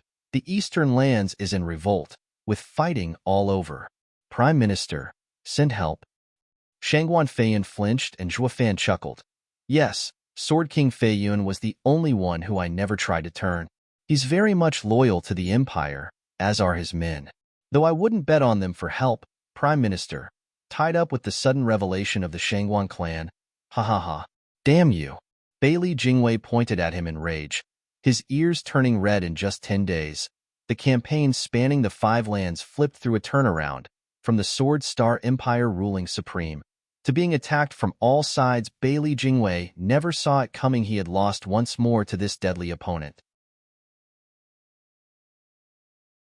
Chapter 1162, Last Showdown. Chapter 1162, Last Showdown. Proofreader, Papatonks. Zhuofan raised the corner of his mouth, revealing his grand plan to the incensed Bailey Jingwei. Prime Minister, it was quite impossible for Devil Palace to grow without gaining some attention. But a few decades ago, I had the Prime Minister notice it on purpose, even going as far as letting your spies slip in. Care to know why? Bailey Jingwei was white as paper, his breathing ragged and unable to speak. Quite simple, because I wanted control, not just of me, but over others as well. Zhuofan said, if you'd been in the dark of Devil Palace, then you'd go all out against the lands and we'd raise a revolt. though it wouldn't do any good. We both know how the First World War ended. With a couple of frightening words from you, the leaders of the lands were happy to follow along. You went home at once to douse the flames and keep the empire whole. No matter how much damage was done, all can be rebuilt in time. The empire would survive. So I let it slip into your reports that Devil Palace existed, and even let you send spies to give you false control across the board, when I was holding all the cards. With Devil Palace a thorn in your side, you'd never send all troops in. I controlled the rise of all your spies to control how fast you'd act. If you'd still been greedy like in the last war, you'd have struck only when all was perfect. Bailey Jingwei's rough breathing grew, and he leaned on Bailey Yuyun for support. His raging eyes, however, never left Zhuofan. Zhuofan went on. You'd never have made your move unless you had enough intelligence, so I let it trickle over to your spy and led you along, to believe you're in control. It was a stalling tactic, really, since I wasn't ready, but once I was, I let your spies get the right rank and learn more info. That was only limited to the central area, since any info on the forelands would let the empty city tactic fall through. Ha ha ha. Why did you make Wu Randong rebel then with all the shadow forces? Is it to draw my attention? Bailey Jingwei roared. Zhuofan smiled, with Wu Randong showing a wide grin. Prime Minister Bailey, that's what makes Palace Lord so brilliant.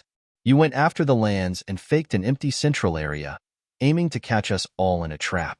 If I hadn't come out, your other Sword Kings would have been stationed here for nothing, and you would send them to the lands to fight, thus figuring it out.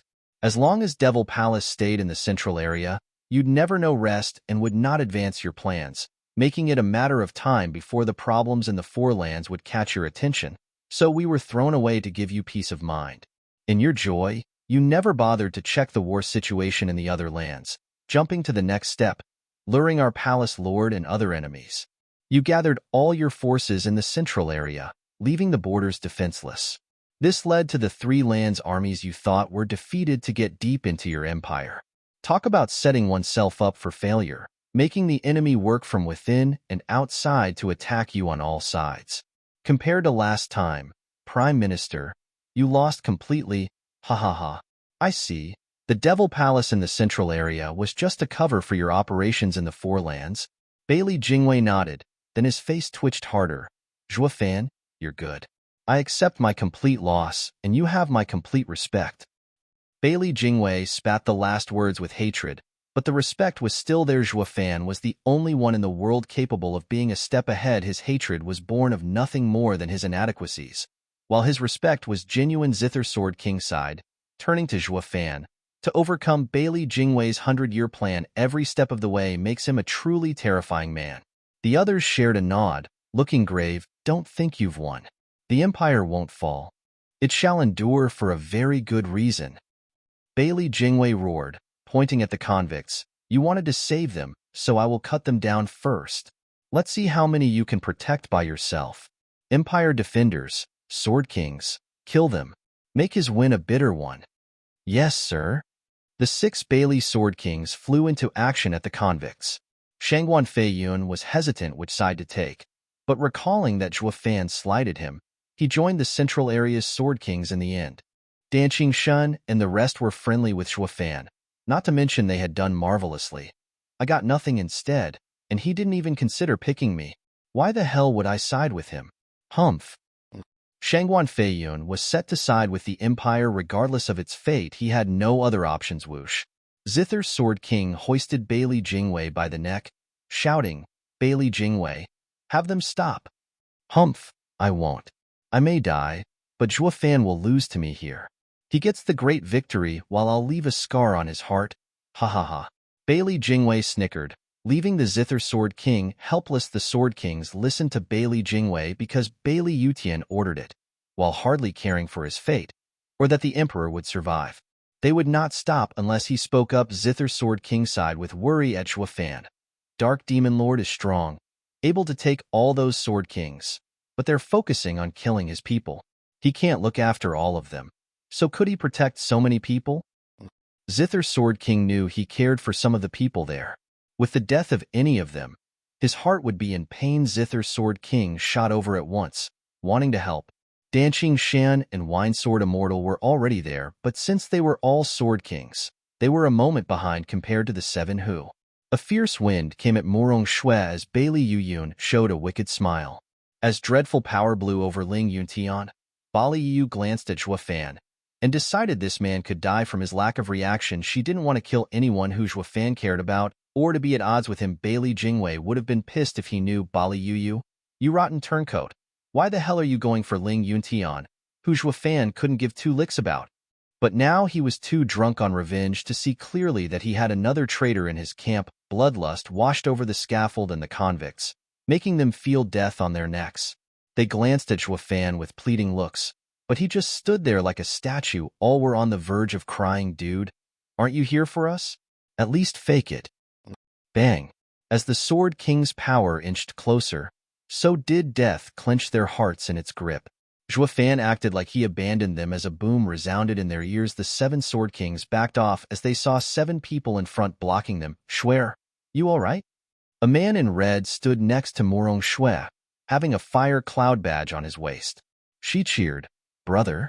Shangguan Feixiong, you finally show up. Shangguan Feiyun stared at him. Shangguan Feixiong cupped his hands. Feiyun, have you been well this century? Shangguan Feiyun sized him up, the jade badge on his waist catching his eye. That of a mountain dad. Leave Bailey Jingtian to me. I have a score to settle. Be careful. The father had a badge with a river, while the son wore black with fangs on his badge. Another man in black, a youth, had a sun painted on the back of the robe. Turning to them, I have a score as well. Leave him to me. Why should I? I'm stronger than you. The youth with the fangs badge huffed. Zhuofan stood still all this time, while the others around were stunned at the familiar figures that had vanished at the end of the first war. Only the Devil Palace disciples cheered seeing them. Our 5 Dharma Kings and emissaries are here. With all experts present, the last showdown could begin. Chapter 1163, One-Sided. Chapter 1163, One-Sided. Proofreader, Papatonks. The 3 coming to the rescue halted, looking stunned. Murong Lai, Shangguan Feixiong, and Ouyang Lingtian were missing for a century. Now they were Devil Palace's Dharma Kings. I see. Danqing Shan glanced at Winesword Immortal. No wonder a drunkard like you would side with Devil Palace. You were close with Murong Lai. Come now, it's totally normal for friends to visit each other. Ha ha ha. Winesword Immortal's red nose wiggled as he laughed. Danqing Shan nodded. Winesword Immortal was with the Empire, but he longed for something else, always having a soft spot for the Murong clan. Maybe he became a Sword King in the first place so he could protect the Murong clan. For when the Empire attacked southern lands at some point, as a Sword King, he could save them. The 7 Sword Kings faced 5 Dharma Kings and the Sun and Moon emissaries. The 2 sides were not an equal match to begin with, but with the 3 traitors added into the mix, the Empire side would lose out. Emperor Bailey Jingshi frowned, losing his cool for the first time. Jingwei, what do we do? Your Majesty, relax. We're not at the end yet. Bailey Jingwei looked bleak, gnashing his teeth and roaring. Soldiers of the Empire, attack! Kill them all! Roar! At his order, thousands upon thousands of experts poured in from up, below, and everywhere around, filling the imperial capital with their bloodthirst as they made their way to the scaffold. I knew it was a trap. Zhuofan grinned. Danqing Shan and the others started, looking at the experts storming in and shot around the convicts to shield them. SSS. The imperial capital's people gasped at the scene, filled with fear and running all over the place as their hearts hammered in their chests. Curses, we've come to see a show, not be part of it. Why must it be so chaotic? First the foreign Sword King's betrayal, now the Imperial Army? Heavens above, I don't want to be collateral damage. Wailing inside, the people ran off in seconds. The army cared not for bugs, their targets being Devil Palace and the Traitors' Rumble.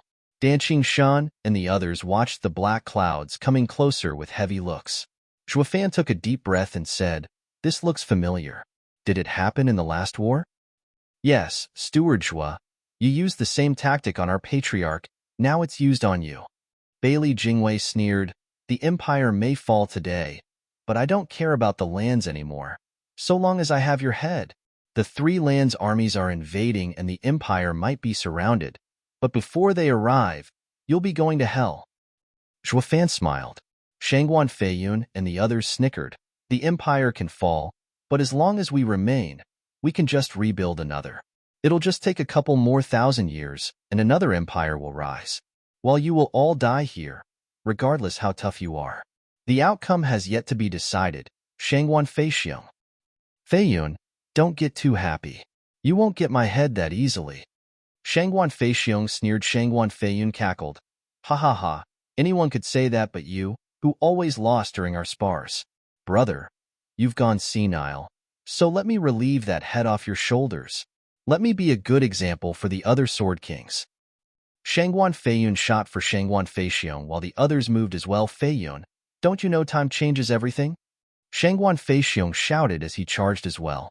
Morong Lai and the others followed suit.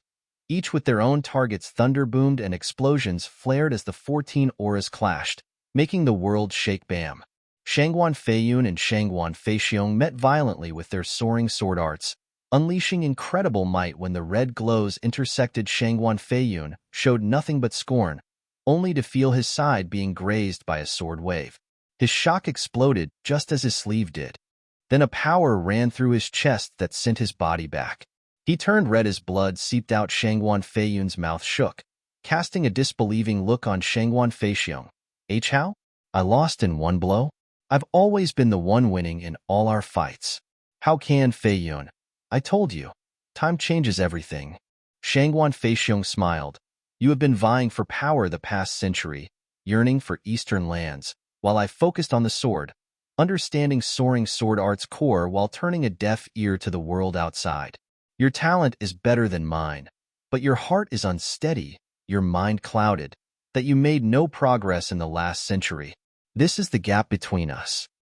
Shangguan Feiyun's face twitched as he glared at his brother, still in denial. No, I'm better than you in every way. That's why I refused to acknowledge you as clan head when you were picked. Why now could you best me? I won't allow it. I won't. Bam! Shangguan Feiyun raged with a red face, hearing a loud sound coming. He saw a shadow fly by and Bailey Yuyun's scorched face came into view, spitting blood at his side. How is this possible? Morong Lai was never this strong. Bailey Yuyun, you were there as well when Bailey Yutian and the three-headed crow fought. Did you learn nothing from it? Whoosh! Red flashed and Morong Lai popped in his face, eyes burning with grief. How sad. A practitioner that could not see strength in another truly strong one. Are you really Bailey? Your talents are better, sharing blood with the invincible sword, but none of you inherited his ambition for true strength. None of you are like him. Bailey Yuyun squinted, glaring at the red figure with fear. Shangguan Feiyun shouted, You're both Sword King level experts, yet you got done in by Morong Lai so soon? Because he's beyond a Sword King? Bailey Yuyun's eyes were hard. I noticed their eyes changed after Patriarch fought the 9th level spiritual beast, as if their level changed. After 100 years of training, they rose higher, above a Sword King. What? Shangguan Feiyun turned to Shangguan Feixiong and his faint smile. Among us three, I'm still the weakest, with the worst talent and had yet to change. Only my mindset grew, having found a new understanding of soaring sword art. Now you should understand that first you're a martial practitioner, so you could reach the Tao. That's what's important. With a clouded heart, you can have all the martial prowess, but never could you touch upon the Tao. Shangguan Feiyun's beard shook in anger, but his heart sank. He just realized that facing his brother he always despised, he had fallen so far behind. It was entirely one-sided. The three, having gone beyond Sword King level, had no trouble dealing with the 7 Sword Kings. They were pushed back all the time, unable to even squeeze a draw. As for the soldiers of the Empire, they kept pouring in for the scaffold, but Danqing Shan's group of 3 fended them off. But not even they fathomed those 3 old guys would go through such a change in a century. It shocked them to the core. Then they looked at Zhuofan with a glimmer in their eyes. It was obvious he had a role to play in it. Jingwei, both sides have Sword Kings, so why are they stronger than ours? We can barely hold on. Bailey Jingshi was sweating buckets. If our Sword Kings fall, we have less ways of dealing with them. Bailey Jingwei grimaced. glancing behind at the thunderclap in the distance, his eyes glinting. Chapter 1164, Invincible Acts. Chapter 1164, Invincible Acts. Proofreader, Papatonks. Rumble.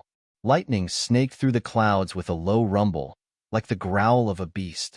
The sky turned white in the distance. That was where the god of the Sword Star Empire, Bailey Yutian, was in seclusion even with the public square drowned in battle and killing. The powerful explosions left the people deafened. Zhou Fan still stood straight on the scaffold, his eyes fixed on the thunder and lightning, waiting along with Bailey Jingwei with a draconic roar. Danqing Shan struck, turning the thousands of experts in front to floating ashes. With music, Zither Sword King's 7 notes obscure sword turned his enemies into mush. Wine Sword Immortal spurted wine, unleashing a firestorm that left nothing behind. The three worked together to stop the endless flood of soldiers, looking grave. They knew Zhou Fan was there, but they uttered no complaint. They knew kings went for kings and generals against generals. The Dark Demon Lord's opponent had yet to come. Rumble. A purple lightning flared, and Shower stepped in front of Bali Yu. Bali Yu blocked, making it a draw. Glaring at the purple-haired girl, Bali Yu patted. Where did the punk find such a weird expert, so young and so abnormally strong? I was thinking of throwing the fight with this girl, for his sake. It's clear now that I was overthinking things. The girl is so ruthless that me going easy will get me killed. Curses, didn't the punk tell his people to go easy on me? Humph, he forgot everything then. Sister Yu. The purple girl giggled, teasing, it's been a while, but you're still as strong. Ugh. Bali Yu gave her a long look, and you're forgot me already? And you even faked being my mother. Shower. Bali Yu started, her eyes wide. You're all grown up and so strong too? Just like your old man, inhuman. I never was a human though. Shower snickered to herself, Sister Yu. We had a good time back then and always considered you one of us. The Empire is done for, so why not join us? Stop spouting nonsense, the Empire won't fall. Bali Yu flared, then frowned in worry and hesitation. She was of Bailey. The others could betray, but for her to switch sides out of the blue, she'd feel guilty. The Patriarch might have been harsh on her, but he was never cruel. How could she betray him without a good reason? Shower smiled, fine. Since you haven't made up your mind, I won't force you. Once the Empire falls, why not stay with us? Hey, girlie, wake up. Our Empire's armies have you surrounded. Worry about. Are those your armies? Shower cut her off. Pointing. Bali Yu looked over to find a shocking scene. What's going on? Bali's Sword Kings were all on the ground, battered and wounded. Murong Lai's side held them with a cold stare. In merely minutes, the result between the two sides was in an overwhelming victory. Bali Yu stared dumbly. Why are Devil Palace's people so strong? Sister Yu, over the last century, besides me and brother helping father as Dharma Kings, those 3 coots have been doing nothing but being in seclusion to learn the sword with father, ignoring everything else. Shower cocked her head. Think about it. What kind of people are they really? Stuck together every day testing their sword skills and getting dad's hints, their power sword. They're now stronger than even a sword king. I picked you as my opponent just so those geezers wouldn't hurt you. I've been easy on you already. Bali Yu's face twitched. You went easy? Of course, why do you think you're still standing there? Ugh, fine. Feeling sweat trickling down, Bali Yu figured out the truth and felt like she aged then and there. The new replaces the old. That same cute child turned out to be going easy on me. The Emperor, Bailey Jingshi, was dumbstruck, slumping in his throne. It's all over. All Sword Kings. Bailey Jingwei gave him a look, then clenched his fists, waiting as his eyes refused to give up. Bam! With the last explosion, Shangguan Feiyun fell among the other Sword Kings of the Empire. Shangguan Feixiong and Murong Lai walked up. Looking down on them, Ouyang Chongqing chuckled, pointing at Bailey Jingtian. What's wrong? Now you know how even 100 years isn't too late for a gentleman's revenge, lone-armed Sword King. Just kill me already. Bailey Jingtian huffed. Ouyang Chongqing sneered. Shangguan Feixiong stared at Shangguan Feiyun. Feiyun, you betrayed the clan and it's my duty as the elder to take you back and be punished. I have nothing to say to you. Shangguan Feiyun closed his eyes, his fists still clenched. His scarred and bloody face, desolate Shangguan Feiyun cupped his hands. People, leave Shangguan Feiyun to me. The rest can be Devil Palace's captives, and yours to do what you like. They all nodded. Thunder exploded, just as they were about to be taken in. From far in the distance, a flash of purple passed, and a violent surge spread over the battlefield. They all shuddered at the familiar pressure. Bailey Jingwei lit up, cackling, ha ha ha, finally, our patron god is here. Zhuofan, Devil Palace is finished. Whoosh! The purple glow flew up like a lightning dragon, dyeing the entire sky in purple. A thunderstorm began brewing above, sending its pressure on all below. Invincible sword. Bailey Yutian is still alive? Patriarch! Morong Lai shouted, while Bailey Yuyun's side was overjoyed. Hope at victory restored as long as the Patriarch remained. The Empire endured. Danqing Shun was fending of the army when he looked grave at the purple glow. The invincible sword hadn't been seen for a century and was thought to be dead. Now he makes his appearance. This is bad, but... Many turned to Zhuofan, hopeful. Bam! Morong Lai ignored everything and shot at the purple glow with battle spirit. Invincible sword, the best in the world. After 100 years, I've come to challenge you after the last defeat. We as well. The others ignored the wounded sword kings and followed Morong Lai into the sky, their blazing thirst for battle blinding. Even Chower ended up going, Bali Yu not stopping her. Everyone else blinked in stunned silence. Do they think 7 together can defeat Patriarch? No, they don't care about winning, only fighting. But what's the point in fighting a losing battle? The Sword Kings looked at the 7 and began to understand the mystery of the strong. Whoosh! The purple glow passed through the 7 and slammed into the center of the square, revealing a thin armor, a cape, and an aged face. His eyes stared like daggers, the strongest, the invincible sword. Bang! The subsequent thunderclaps made the 7 pummel to the ground as they trailed blood. They groaned and coughed more blood, slumping in their own blood. Chapter 1165, Peak Showdown. Chapter 1165, Peak Showdown. Proofreader, Papatonks. Who?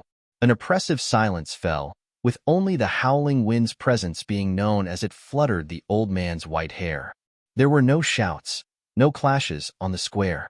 Even Danqing Shan's group of 3 stopped. All eyes were on the old man, built like a god, with sharp eyes and a deadly aura. It only took 1 moment for the Dharma Kings and 2 emissaries to be on the ground, wounded. Behold the power of the invincible sword. He's the living proof that the Sword Star Empire shall never fall. All of the Empire's soldiers were filled with worship and respect, while everyone else saw him as a monster. Ling Yuntian felt regret. I must have lost my mind to spare this insane freak back then. Regret always came after, ha ha ha.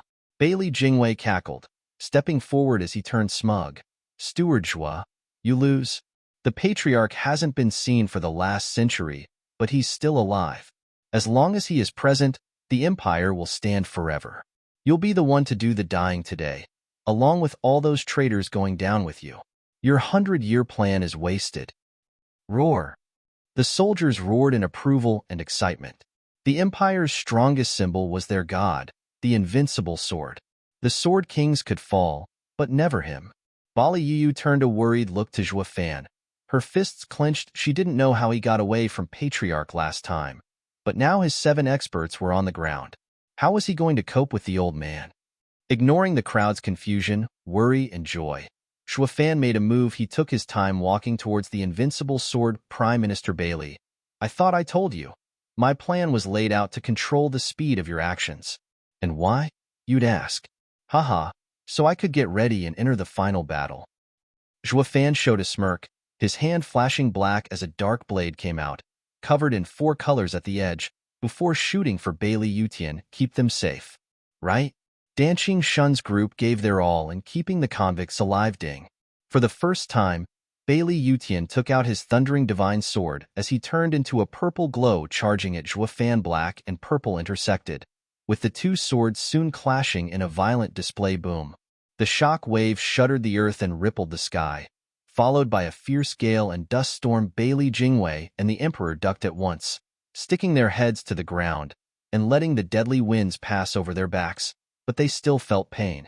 As for the soldiers, they exploded in a shower of blood and gore, adding a dark red tint to the already bloody spectacle. More than 100,000 lost their lives just then, reduced to gunk on the ground.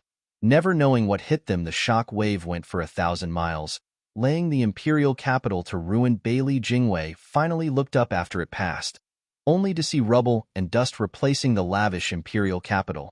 The other lucky survivors looked around shell-shocked. Mommy, what power was that? It leveled imperial capital. Everyone that lived were shaking in fear and alarm. Only Bailey Jingwei laughed. See that?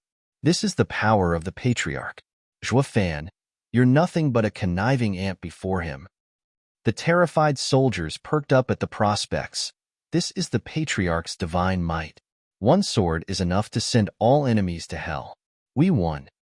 Bali Yuyu crawled to her feet, hearing Bali Yuyun's cackle, and shook. Her heart was a mess, in frantic worry as she looked around. Where's the punk? He couldn't be dead. But with Patriarch's power, Bali Yuyu grew restless. Prime Minister Bailey, you're getting ahead of yourself.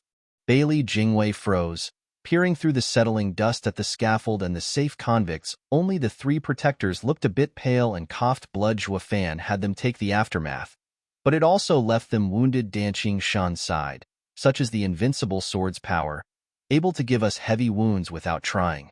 Taking on that strike would have annihilated us for sure. The old man is a terrifying monster. Yeah. The other two agreed. Bailey Jingwei snickered, obviously, since none can withstand the patriarch's godly might. Did you think Shoud've can take his strike? Ha, what a sick joke. Not just take it, but win. Danqing Shan wiped his mouth of blood, showing a wide smile. Prime Minister Bailey, didn't you find it strange how, having fallen in with the Empire for 100 years, we betrayed our homelands and struck at our own people, letting the whole world scorn us, yet turned our back on the Empire at the very end? Bailey Jingwei stared at him hard. Danqing Shan grinned and shouted, because we saw hope in defeating the strongest. That is Shoud've. The other two nodded, showing conviction. Bailey Jingwei grimaced, whipping his head to turn to the fight. Who? A wind blew the dust away and revealed two men with divine swords grinding on each other. Bailey Yutian held the sundering sword in his aged but strong hands, looking excited. Shoud've, in white, grinned as he met him with the black demonic sword, shining eerily. The black and white complemented each other to bring about new, deep contrasts. The swords screeched as they grounded, sending off sparks. The two were matched. Impossible. He blocked the patriarch's strike? Bailey Jingwei cried out, looking out of it, shaking his head to break away from reality. No, no one can take the patriarch's strike. No one. Everyone was just as shocked, even the sword kings and the soldiers. Only Danqing Shan group grinned. We knew the brat will be the end of the invincible sword. I felt it the moment we fought. The Empire will fall at his hands. Shoud've, finish him, and be the peak of the world. Shoud've's ears twitched at the shout, but his mouth widened. That's a given. SSS. The Qilin arm flared scarlet as Shoud've worked his magic and the swords began to shift. The black sword used overwhelming power to push the purple one back. The invincible sword gripped the sundering sword as he staggered back one step at a time, the veins on his hands throbbing with strain. Yet still unable to match the pressure, he grit his teeth, landing his sharp eyes on Shoud've, filled with battle lust. 10,000 years, that's how long I waited for a worthy opponent. This fight, this peak battle is where I belong. Ha ha ha. Bailey Yutian laughed with joy. Shoud've. Chapter 1166, Sword Energy Storm. Chapter 1166, Sword Energy Storm. Proofreader. Papatonks. Bam! Bailey Yutian roared as he pushed, giving it his all. Shoud've's right arm shone redder, swinging the blade and making both of them fall back. Shoud've went back 20 steps while Bailey Yutian slided just as many. The two then snapped into action, Meeting in the middle again, the audience was dumbstruck, with Bailey Jingwei the most affected. No way. There's no way he can stand up to the patriarch. How did he gain such power? Look. Bailey Jingshi patted his shoulder, pointing at the sky. Bailey Jingwei shook, his mouth agape. The others noticed it too, and were now looking blankly. Bali Yuyu and Danqing Shan were looking at the baffling scene like it was the stuff of dreams. It made not an ounce of sense. The sky was split cleanly in two. One bird approached the dividing line, and as it flew under it, its head got looped off. A human did that. A human had cut the sky in two. This can't be happening. Looking closer at the dividing line, it was right where the two had separated. The two had given their all, and while neither budged, the sword energy shot into the sky and cut it. Instead, the audience found the two even more monstrous. Just how far are they on the path of the sword to cut the heavens? Gulping hard, they only held fear for them. This isn't humanly possible. Bailey Yutian ignored the weird looks, grinning. Ha ha ha. It's great that you survived and came to meet me. Let's settle our promise from 100 years ago. The winner goes to Devil Mountain, reaching new heights, while the loser will become a stepping stone, stuck in this place. Whoosh. Waving the demonic sword, Zhuo Fan turned cold. That's why I'm here. To return there as the best in mortal domain and challenge higher beings. Bailey Yutian did the same with no qualms, shouting, good. But I'll be the one reaching it, while you will make me grow in this fight. I'll be the winner. Bailey Yutian laughed, filled with thirst for battle. Zhuo Fan smiled, his aura flaring. The Empire's Sword Kings were startled, recalling Morong Lai's words, Patriarch isn't here for Sword Star Empire, but to answer the challenge. Zhuo Fan worked hard to ruin the Empire and unite the lands, but seeing the Patriarch, even he put aside the Empire's fate, fighting just for the sake of it. Is this the world of the strong, unsullied by the mundane? They saw it now through a different light. That's why Morong Lai said we're unlike the Patriarch. This proves it. Who? A wind passed, drifting a ruined leaf and letting it float down between the two, giving start to their second clash. Only this time, the two turned into specters, fading in and out as they struck.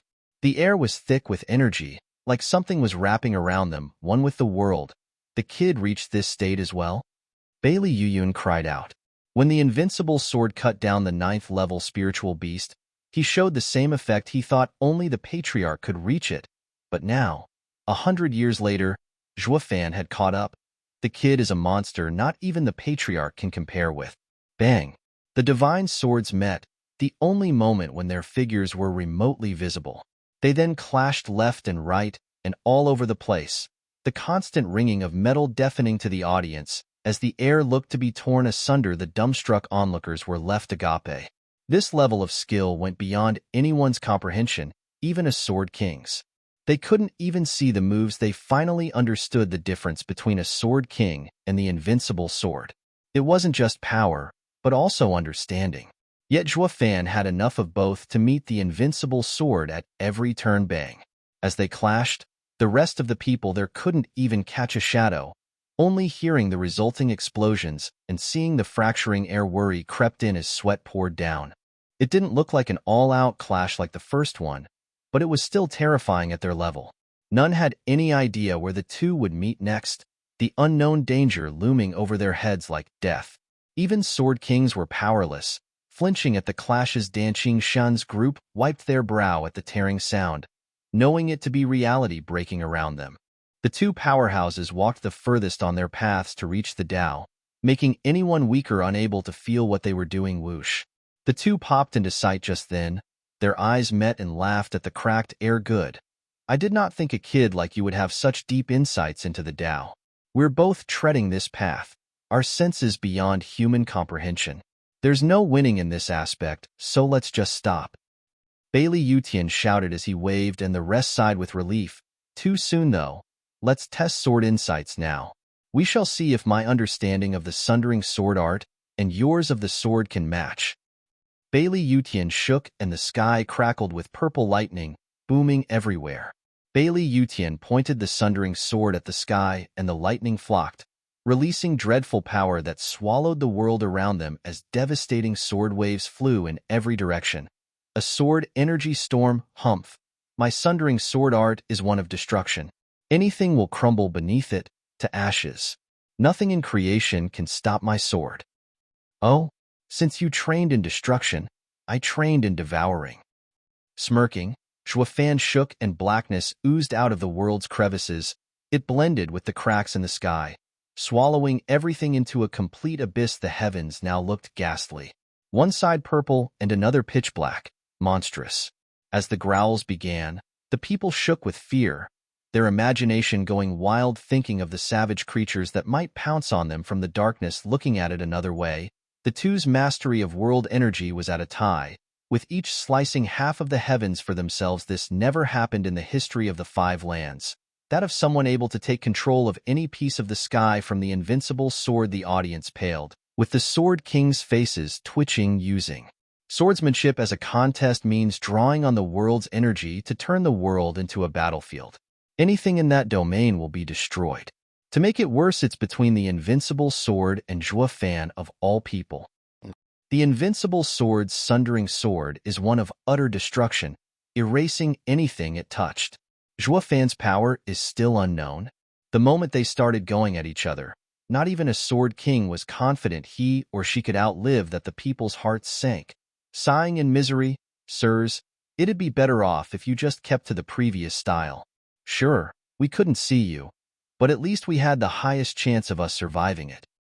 While we can now see what you're doing now, but what's the point when the scope is so large that it includes us as well? Where are we supposed to hide? The audience wallowed in despair at their fate rumble. The two fighters went off once more, with purple sword waves slamming down and leaving nothing behind but dust. The unlucky soldiers died before even screaming. Bailey Yutian showed no remorse even as his own countrymen, loyal soldiers, died from his errant strikes. He just hacked with the sundering sword, unleashing even more sword waves at Shoud've's black sky. Shoud've, take this. Star-severing sword, hero's demise. Chapter 1167, Soaring Power. Chapter 1167, Soaring Power. Proofreader, Papatonks. Whoosh. Piercing buzzing came from all directions, followed by thunderous boom of lightning as countless thunder blades shot for Shoud've's black domain and tore it apart. Shoud've's darkness lost half its ground in the sky from the onslaught, while the Empire's soldiers suffered heavy casualties as well, dying by the dozens. Bailey Jingwei didn't care. The only thing mattering to him was the Patriarch taking the lead. Genesis stage, focused on control of world power. Shoud've's control was now slipping, and that meant he was at a disadvantage. The Patriarch is gaining the upper hand. Danqing Shun's group frowned with worry. In a Genesis stage battle, losing the sky is like being disarmed. Shoud've didn't look affected, hovering with pride among the darkness with a sinister grin. The demonic sword in his hand, oozing darkness, had its strip of blue, shining a deep and cold glow. Whoosh. Making a radiant arc through the sky, the heavens shook as an unnatural power came from the darkness. The thunder blades still assaulted it, only this time they stalled, before sinking like rocks. The relentless attacks slowed down to a trickle and then to a halt, letting the darkness swallow them. What's going on? Bailey Jingwei watched as the lightning sky was invaded by the darkness and didn't understand. The Patriarch's strike was like a meteor shower, leaving his opponent worse for wear. None could defend even against a tenth of the strikes. Why then did the blades stop? Many others were just as puzzled. Only the wounded Ouyang Lingtian propped himself and looked with a chuckle. Shoud've is a true genius. My understanding of the heaven-sealing sword over the last 1,000 years pales compared to his short century of study. Heaven-sealing sword? Bailey Yutian squinted at Shoud've, finding it true, then mocked. Great. I wanted to learn each of the 5 divine sword arts, but I've never seen anyone in the world mastering the other 4 and fight me with it. Now you use the heaven-sealing sword art, blocking my star-severing swords. You open my eyes. A shame you lost more than half of your control and have fallen in disadvantage in terms of world energy. Would you be able to seal my next attack? Ha ha ha. The invincible sword hacked with his divine sword, sending a deadly aura of power. At the same time, the thunder in the sky focused on the sundering sword, Shining as bright as the sun, the invincible sword roared and struck. Shoud've, this strike can cleave heaven. Will you be able to seal such an indomitable slash? Whoosh! Following the crack of lightning, a purple sword wave flew at Shoud've. Except for some darkness and the stopped thunder blades, everything broke apart to nothing. The disintegrating power marched at Shoud've, wanting to erase him from this world. Heaven-sealing sword art only knows to seal. The stronger the skill, the easier it is to overwhelm it. Bailey Yutian has now used a strike to sever the heavens, using absolute power to break the seal. It'll need a power many times stronger for the gentle heaven-sealing sword art to seal something like that. Danqing Shin gasped, and Shoud've is nowhere above the old man's. With the sky mostly lost as well, he's at a disadvantage. He has no way of retaliating against the old monster's sundering sword art. Bailey Jingwei snickered at the words. Now the punk will die. Shoud've showed no fear against the incoming deadly blow, swinging the demonic sword in the air, the blue line on it shining softly. Whoosh. The dark sky moved, focusing on the sword, surging with power. The thick black energy brought thousands of sealed thunder blades onto the demonic sword, bolstering its power. Danqing Shan's eyes shook in amazement. I totally forgot. He doesn't just use heaven-sealing sword art, but vaulting sword art as well. He might have little world energy he could use, but the old monster's sword he sealed is now at his disposal. Vaulting sword art harmonizes yin and yang, a mixed art. Using others' power, Shoud've can match the old monster. But vaulting sword art is also a gentle skill and might not be enough to defeat the brutal sundering sword art, soaring into the heavens with the sword. Shangguan Feixiong propped his body and looked up while smiling.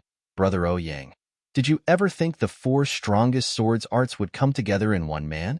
Ha ha, I for one didn't even after meeting the little freak. For a man of such perception to be in the world that could comprehend 4 of the strongest sword arts, especially soaring sword art, looking as if it was made for him. Never in my wildest dreams would I ever conceive that the soaring sword art could unleash such power in the hands of a man. Ouyang Lingtian nodded, looking in Shangguan Feixiong's blazing gaze, and chuckled with hope as he returned his attention to the fight. The soaring sword art was made for the kid. There might not be another man that can use it to such an extent. Rumble. The invincible sword's purple sword wave destroyed all in its path. Unstoppable Shoud've gave it a cold look, grinning, and then his qilin shone scarlet. What was even more strange was how the demonic sword's red line was also glowing, matching Shoud've's right arm. Soaring sword, breaking heaven. The purple sword wave was upon him, burning most of his black domain, but Shoud've never lost his cool. His grip tightened, and he slashed the sword, glowing a blinding red whoosh. A red wave shot, clashing with the purple one. Boom. Seconds after the deadlock, the purple lightning sword wave crumbled. Dong. Everyone else was gobsmacked. The Patriarch's strongest strike got defeated just like that? How? The invincible sword was also shaken up, confident his sundering sword art had reached its peak, that the other's soaring sword art would never. Before he could make sense of everything, the red wave passed through the thunder clouds and took all his vision. It startled him that Shoud've's sword didn't just break his, but struck back as well. No, this can't be. He can't break my blow and attack as well. Bailey Yutian was unable to take it in, but reality came crashing regardless. The deadly wave made Bailey Yutian gnash his teeth and slash. Defending comes first. Bam! But even defending went beyond his predictions. The red wave pushed back the sundering sword even while he used all he had. It, along with the sword, pressed into his chest armor and kept pushing him back beyond. Shocked, he squeezed everything from his body into his arms and made the red wave slip beside the sundering sword and into the sky. Boom. The thunderstorm above sported an extra-large hole, with purple lightning flickering at the edges, unable to mend it. It was like it had some kind of power that broke Bailey Yutian's connection with the world. Everyone was rooted in shock. Even Bailey Yutian, glancing at the far Shoud've and the red glowing arm coupled with the demonic sword, and for the first time, the best in the lands felt fear towards a human. His grip on his sword tightened in reflex. Chapter 1168, Defeat. Chapter 1168, Defeat. Proofreader, Papatonks. This can't be real. Bailey Jingwei's face twitched as he staggered. The patriarch got pushed back? No way. The rest were overwhelmed as well. The invincible sword showed signs of losing. This had never happened before. Emperor Bailey Jingshi felt drained, slumping to the ground in shock. If the patriarch falls, the empire that lasted thousands of years will come crashing down. Danqing Shen believed Zhuo Fan could do it, but to see it actualized was another thing. His power was beyond anything they knew, and the old monster only got out alive thanks to the sundering sword taking the brunt. The little monster's understanding of the soaring sword art was simply insane. The Shangguan clan had held onto the same sword for centuries, yet none could display what he could in 100 years. Shangguan Feiyun felt his throat dry. The soaring sword art can do that? Why didn't I realize? Only young Sanzi stood straighter, looking at Zhuo Fan's right hand and wiping his mouth of blood. Zhuo Fan's understanding of the soaring sword art came from his observations and insights into the soaring Qilin's power, with Zhuo Fan using a Qilin arm to unleash the soaring sword art. The power multiplied. It went as far as beyond what the old monster could take. Even with his peak sundering sword art, everyone looked tense at the fight. The invincible sword turned grave for once, facing his strongest adversary, yet with a cold glint in his eyes crack. The snapping sounds reached his ears and Bailey Yutian's heart shook. He saw the armor on his chest sporting cracks from the soaring sword's strike. Providence. Bailey Yutian sighed. I hope to finish this challenge with my past self from 100 years ago and reach the top with dignity. But he is too powerful. I have to give everything for any chance at seeing the new world. Bailey Yutian smirked, looking at Zhuo Fan with fire in his eyes. Zhuo Fan, come, let's finish this peak showdown. Gladly. Flicking the demonic sword, Zhuo Fan shouted back. They both shone red once more, using his power to slash and unleash another deadly soaring sword wave at Bailey Yutian. The invincible sword would no longer defend, but dodge instead, using the sundering sword as cover. Soaring sword wave flitted past, grazing the sundering sword. Yet the great power was enough to push on the cracked chest plate and spread the damage. The soaring sword art is truly frightening, holding so much power just within its aura alone. But it's almost time. The invincible sword turned to Zhuo Fan again after dodging, only to find him coming straight for his life right behind the sword wave. Ha ha ha. The soaring sword art is the strongest, but it is hardly enough to take you down. I'll have to do it up close and personal. Bam! Zhuo Fan flared scarlet and hacked. The invincible sword rushed to block with his sword, resulting in a loud clang as the swords collided. But under Zhuo Fan's power, the invincible sword faltered, with the demonic sword pressing on the sundering sword and into his chest crack. The invincible sword's armor got more cracks, faster and faster, covered all over in black veins and ready to crumble. The invincible sword gnashed his teeth and stared at the youth just a foot from him without fear. His red face strained as he pushed, roaring and shoving Zhuo Fan back. Kid, you dare come close to me with such gall? Absurd. Thunderstorm. The invincible sword shouted and waved the sundering sword, making the sky rain down thousands of thunder swords at Zhuo Fan from all directions. Zhuo Fan was in enemy territory, with the world's energy here in the other's control. He could no longer use the heaven-sealing sword art to seal the strikes. In a Genesis stage fight, each had their own domain, and charging into another's territory was the same as throwing away his advantage, the world energy he controlled. It was beyond dangerous. None would do it without utmost certainty of victory. Zhuo Fan took such incomprehensible risk to fight Bailey Yutian up close, only to find out the strike did not end his opponent, suffering retaliation instead. Zhuo Fan was the one in dire straits now. Bailey Jingwei's side cheered with renewed hope. Zhuo Fan was ever calm, the demonic sword's golden line shining bright and unleashing a scorching heat. Decimating sword art, decimating heaven. Whoosh! He waved at the sky, sending searing waves in all directions. In moments, golden flames formed in the sky as thick firewalls put a barrier between him and the sky. The purple lightning waves landed on the flame walls, hissing to nothing. The decimating sword art was similar to the sundering sword art, both preferring raw power, but the difference was with the decimating sword art being partial to some flexibility. Hard, but not brutal. By using this trait, Gentleness overcame strength and burned the incoming waves of attacks to nothing. Bailey Yutian's wide sword wave attack used with word power was stopped for moments. Ample time whoosh. With the invincible sword isolated from the sky, Shoud've had removed both of their ties to the world power and now flashed in Bailey Yutian's face once more, his arm flaring scarlet and using soaring sword art to slash at his opponent's head. A scarlet glow came out of the blade's edge, forcing Bailey Yutian to gnash his teeth and block with his sword for the second time. Now though, with such a close distance, the sword wave proved even more powerful. Bailey Yutian had no way of deflecting it, letting the divine sword push into his chest and closer to his heart. No amount of strength helped. The invincible sword's cracked armor crumbled to pieces and the soaring sword's power entered his heart, making him cough 3 crimson mouthfuls of blood.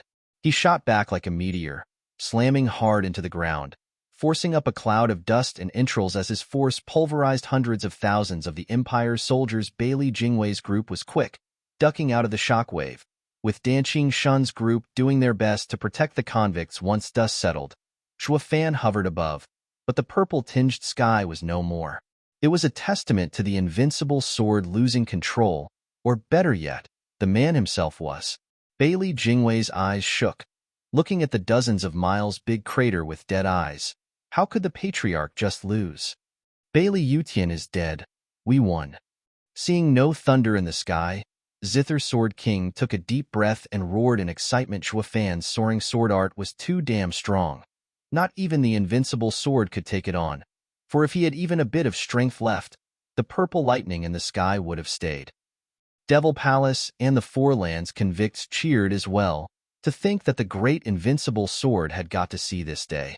Only the Bali Sword Kings and the Empire's soldiers slumped on the ground in disbelief. The Patriarch couldn't have lost. Regardless of their wants and needs, the purple was gone and the Empire had fallen. The invincible nation knocked down from its pedestal on high along with its invincible god. While some rejoiced, others mourned. Along with the frantic glee there were equally opposite sorrow and lament. Shoud've kept staring at the crater. Even now, the sword was strong, but only enough to damage the old man, not kill him. SSS. Thunder crackled then as purple lightning spread across the sky. Once more an even greater power pressed down, taking the breath away from all onlookers. An aged voice came from the crater. I never thought it'd come to this. But now, Shoud've.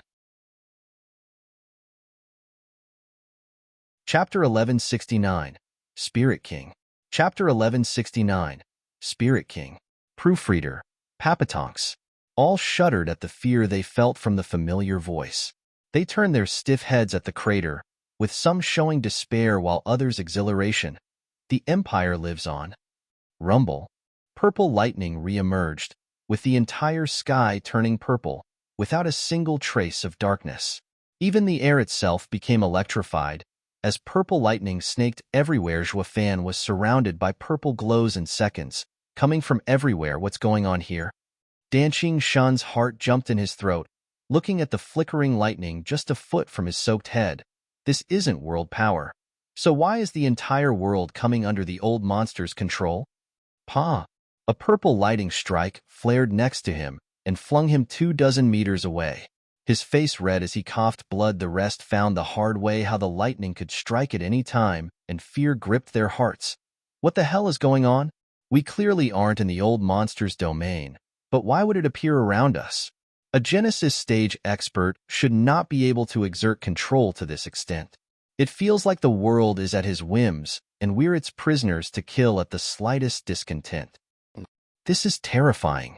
Zither Sword King and Ling Yuntian glanced at the purple lightning around with sweat all over. Bailey Jingwei laughed and cupped his hands. Patriarch is unstoppable.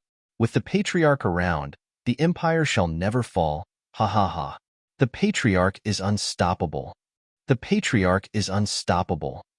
The soldiers shouted like fanatics, throwing fists in the air. The rest were looking bleak. Like they entered hell. They knew Bailey Yutian was strong, but now strength did not cut it as apt description of that monster. It went beyond the realm of human comprehension as the lightning danced around them, ready to send them to an early grave at any given moment. Their previous joy at victory became a crushing despair. They were mice trapped in the old man's cage, for him to toy with as he wished. He had stopped being a man, turning into a living god who could possibly take on a god. They turned to Shoud've in the sky, holding a shred of forlorn hope. Only a demon could fight a god, its antithesis. Only Shoud've, a demon, has the strength to do it. Hope flickered in the depths of their gazes as they turned to the man in the sky. With a crumbling sound and the lightning flaring, Invincible Sword's tough body floated out of the crater. Lightning covered him like a thunder god. His armor was gone. There was blood on his mouth, but his eyes were sharp and his aura explosive. Bailey Jingwei's side laughed. The patriarch is unstoppable. Shoud've, these mortals are clueless, but not you. Ignoring the fanatic joy below, Bailey Yutian stared at Shoud've with a grin. Shoud've nodded. Above Genesis is the Spirit King stage, wielding the power of the air around us. A Genesis stage expert only controls the power above to give him a boost in battle. A Spirit King is like a border official, able to control the entire space. Every corner is suffused with your power, for you to do anything you want with it. That's a Spirit King. Yes, I knew you're not like these mortals and know far more than we do. Bailey Yutian laughed. Shoud've, the day you told me there's something above Genesis stage, I was skeptical. Even as I saw you fight the sea demon, doubt remained. Only when I advanced and felt all the power you spoke, I realized you never lied to me. Mortality through spirituality, imperial, saintly, and sovereignty, it's all real. Devil Mountain is real. That's why I can't wait to see everything for myself. Mere days after I broke through, I felt my body light, like there's something pulling at me to leave. What's keeping you then? Ling Yuntian and the rest sighed, quipping in their minds. Shoud've paused in thought. Going above Genesis, you can no longer stay in the mortal domain. That's why there's no one above mortal stages in the mortal domain. They all left. But left where, exactly? Why haven't I heard of any of them before? Shoud've pondered and Bailey Yutian grinned. As it stands, I should just let go and see the new world. But I remembered our promised fight. I didn't know of your fate, but I still waited. Also, Jingwei told me the Empire is about to change. I had a refiner make me an 11th grade spiritual armor to restrain my cultivation before I'd be forced to leave, but to think Providence brought you to me. I could fight to my heart's content and finish it once and for all with you. Ha ha ha. Why didn't you go all out just now? Shoud've taunted. Did you think Genesis stage was enough to deal with me, perhaps? Bailey Yutian nodded. Shoud've, you know about the Spirit King stage and thus must know about its power.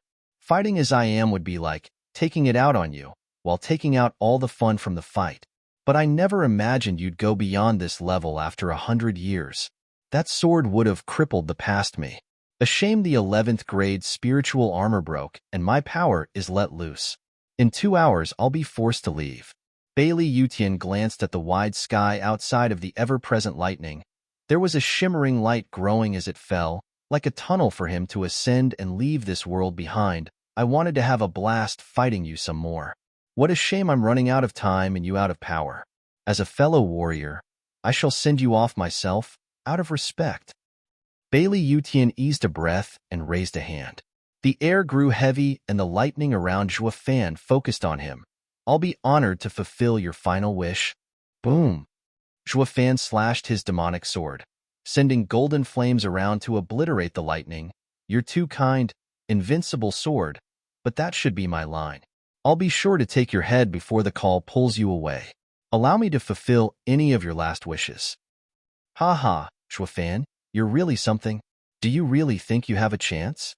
Bailey Yutian mocked. Your sword is strong, but can no longer hurt me, for everything around us is under my control. There's no hope for you. That's why I didn't want to fight you as a Spirit King stage cultivator. It's boring. Whoosh!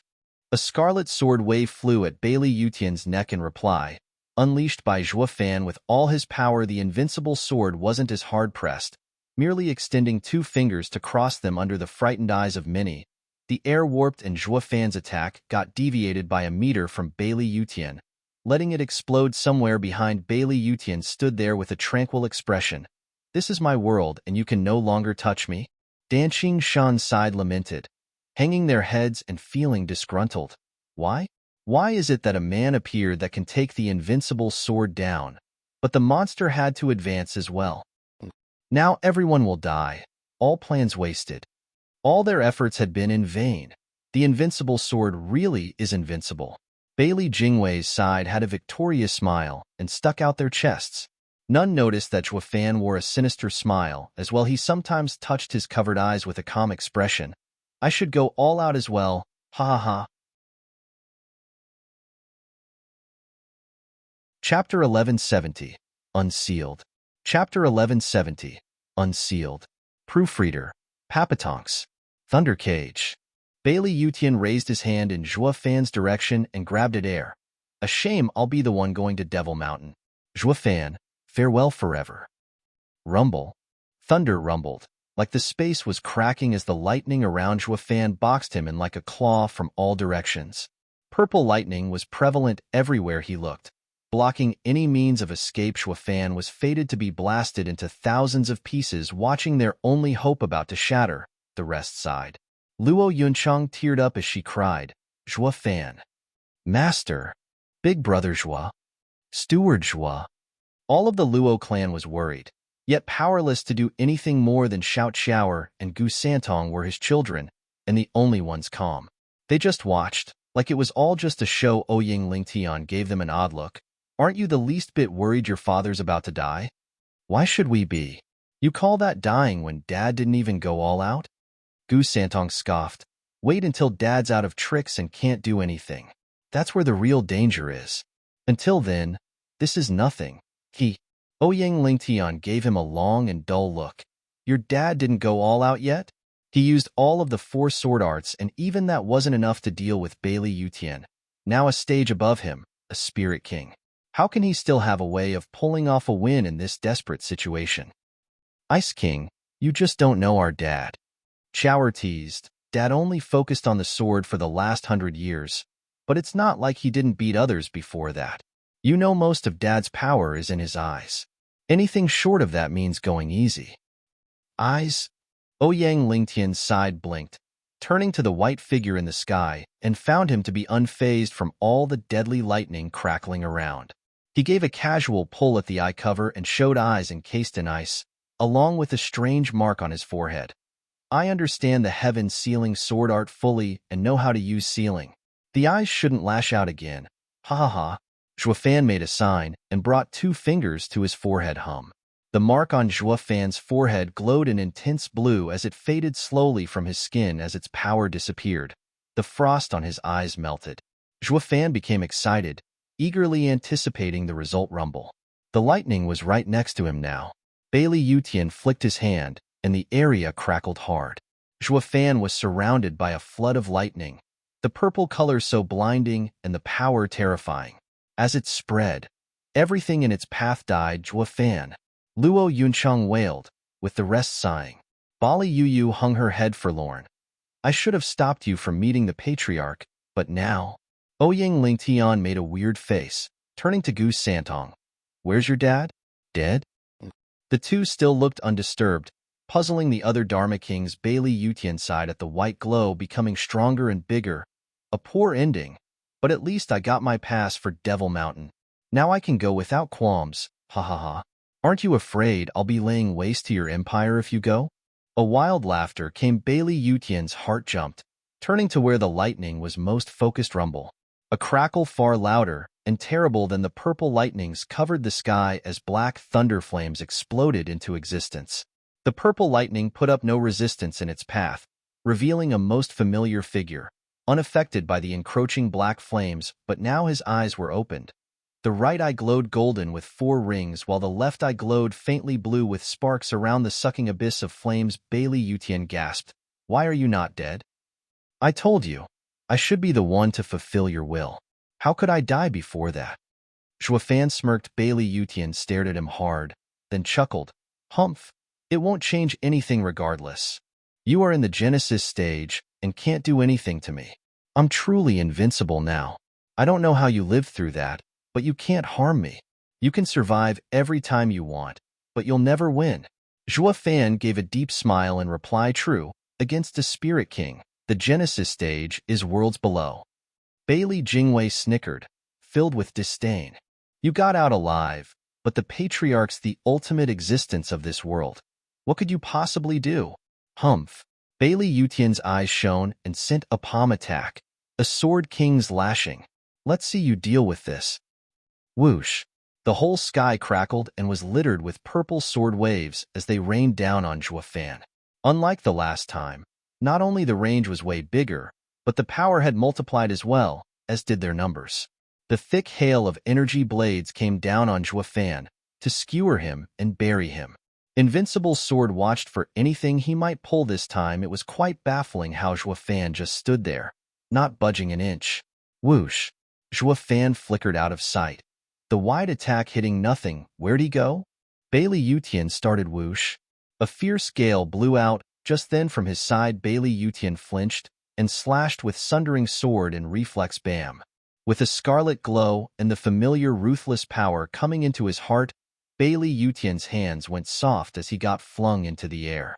His blood was boiling as he stopped in the air, finding Fan in his previous position. With his right eye shining in one golden halo, the space is under my control. How did you get next to me?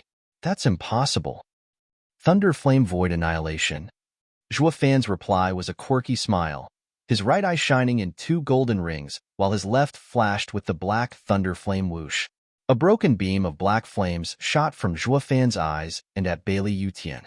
Thanks to Fan's boost in power, his eyes grew stronger as well, to a terrifying degree. Even Bailey Yutian, a fresh spirit king, was slow to react against the thunder flame empowered void annihilation as it came for his life. Bailey Yutian could only use the ability of a spirit king, extending his fingers to warp space in front of the attack and deflect it. It didn't help. Bam. The attack hadn't deviated even an inch, the black beam of flames shooting for the invincible sword still. As void annihilation was the bane of any spatial skills, no spatial attack could affect it. The move wouldn't be so named otherwise. The thunder flame was also capable of burning anything in existence. The invincible sword ended up a powerless spirit king before this kind of attack. Forced back despite his overwhelming power, the divine eye of the void was a sovereign's ultimate skill as well. There was hardly any skill more qualified in the spatial field in the whole sacred domain. Chapter 1171. Unleashed Power. Chapter 1171. Unleashed Power. Proofreader. Papatonks. Bailey Yutian's eyes twitched at the incoming beam of black flames, his heart shaking. It went beyond his comprehension how he was in a stage beyond any mortal's grasp, yet a punk like Fan defeated him, so he stopped trying to make sense of it all, calming himself down and raised the sundering sword out of instinct. Bam. The invincible sword's hands trembled, and he got sent flying from the mighty attack, only coming to a stop a mile away. The black flames spread over the blade, and onto his shaking hands as well. Staring hard at the snickering figure, Bailey Yutian turned grave.